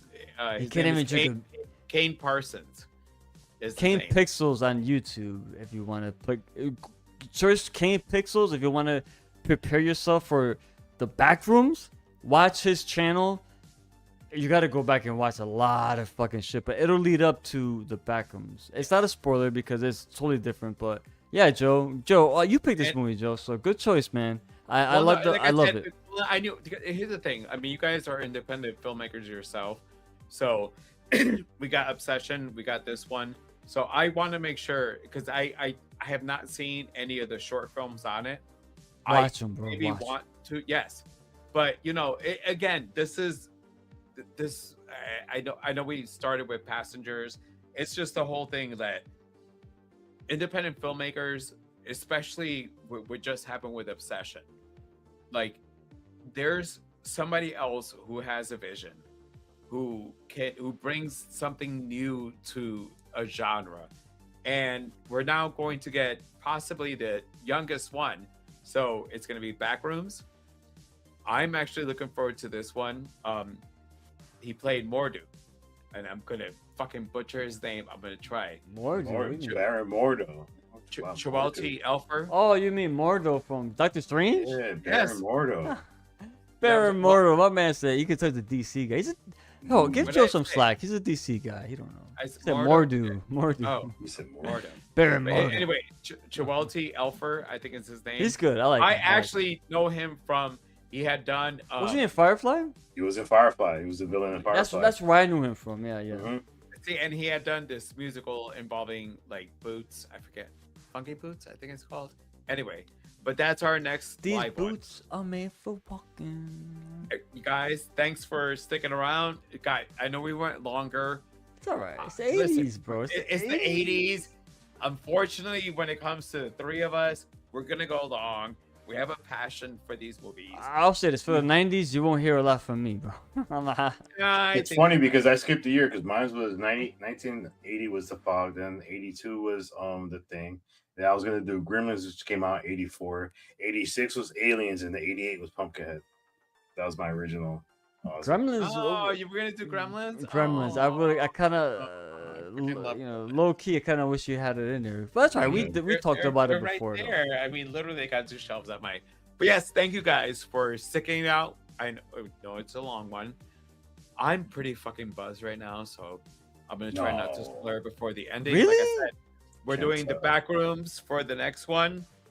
It might be another month before we do another decades, because June is stacked with a lot of new releases. Besides Backrooms, we're doing Scary Movie, Disclosure Day, and another retro review with the Omen 50th anniversary. So with that, Ricardo, Reggie, rock on Well, it. everyone, thanks for tuning in. Everyone, be good, be safe, take care of each other. Most of all, everyone, stay good, stay healthy, stay hydrated because it's getting a little warm out there. But Joe, JR, thank you, my brothers. With that being said, stay scared and watch horror movies. Peace. Especially the 80s.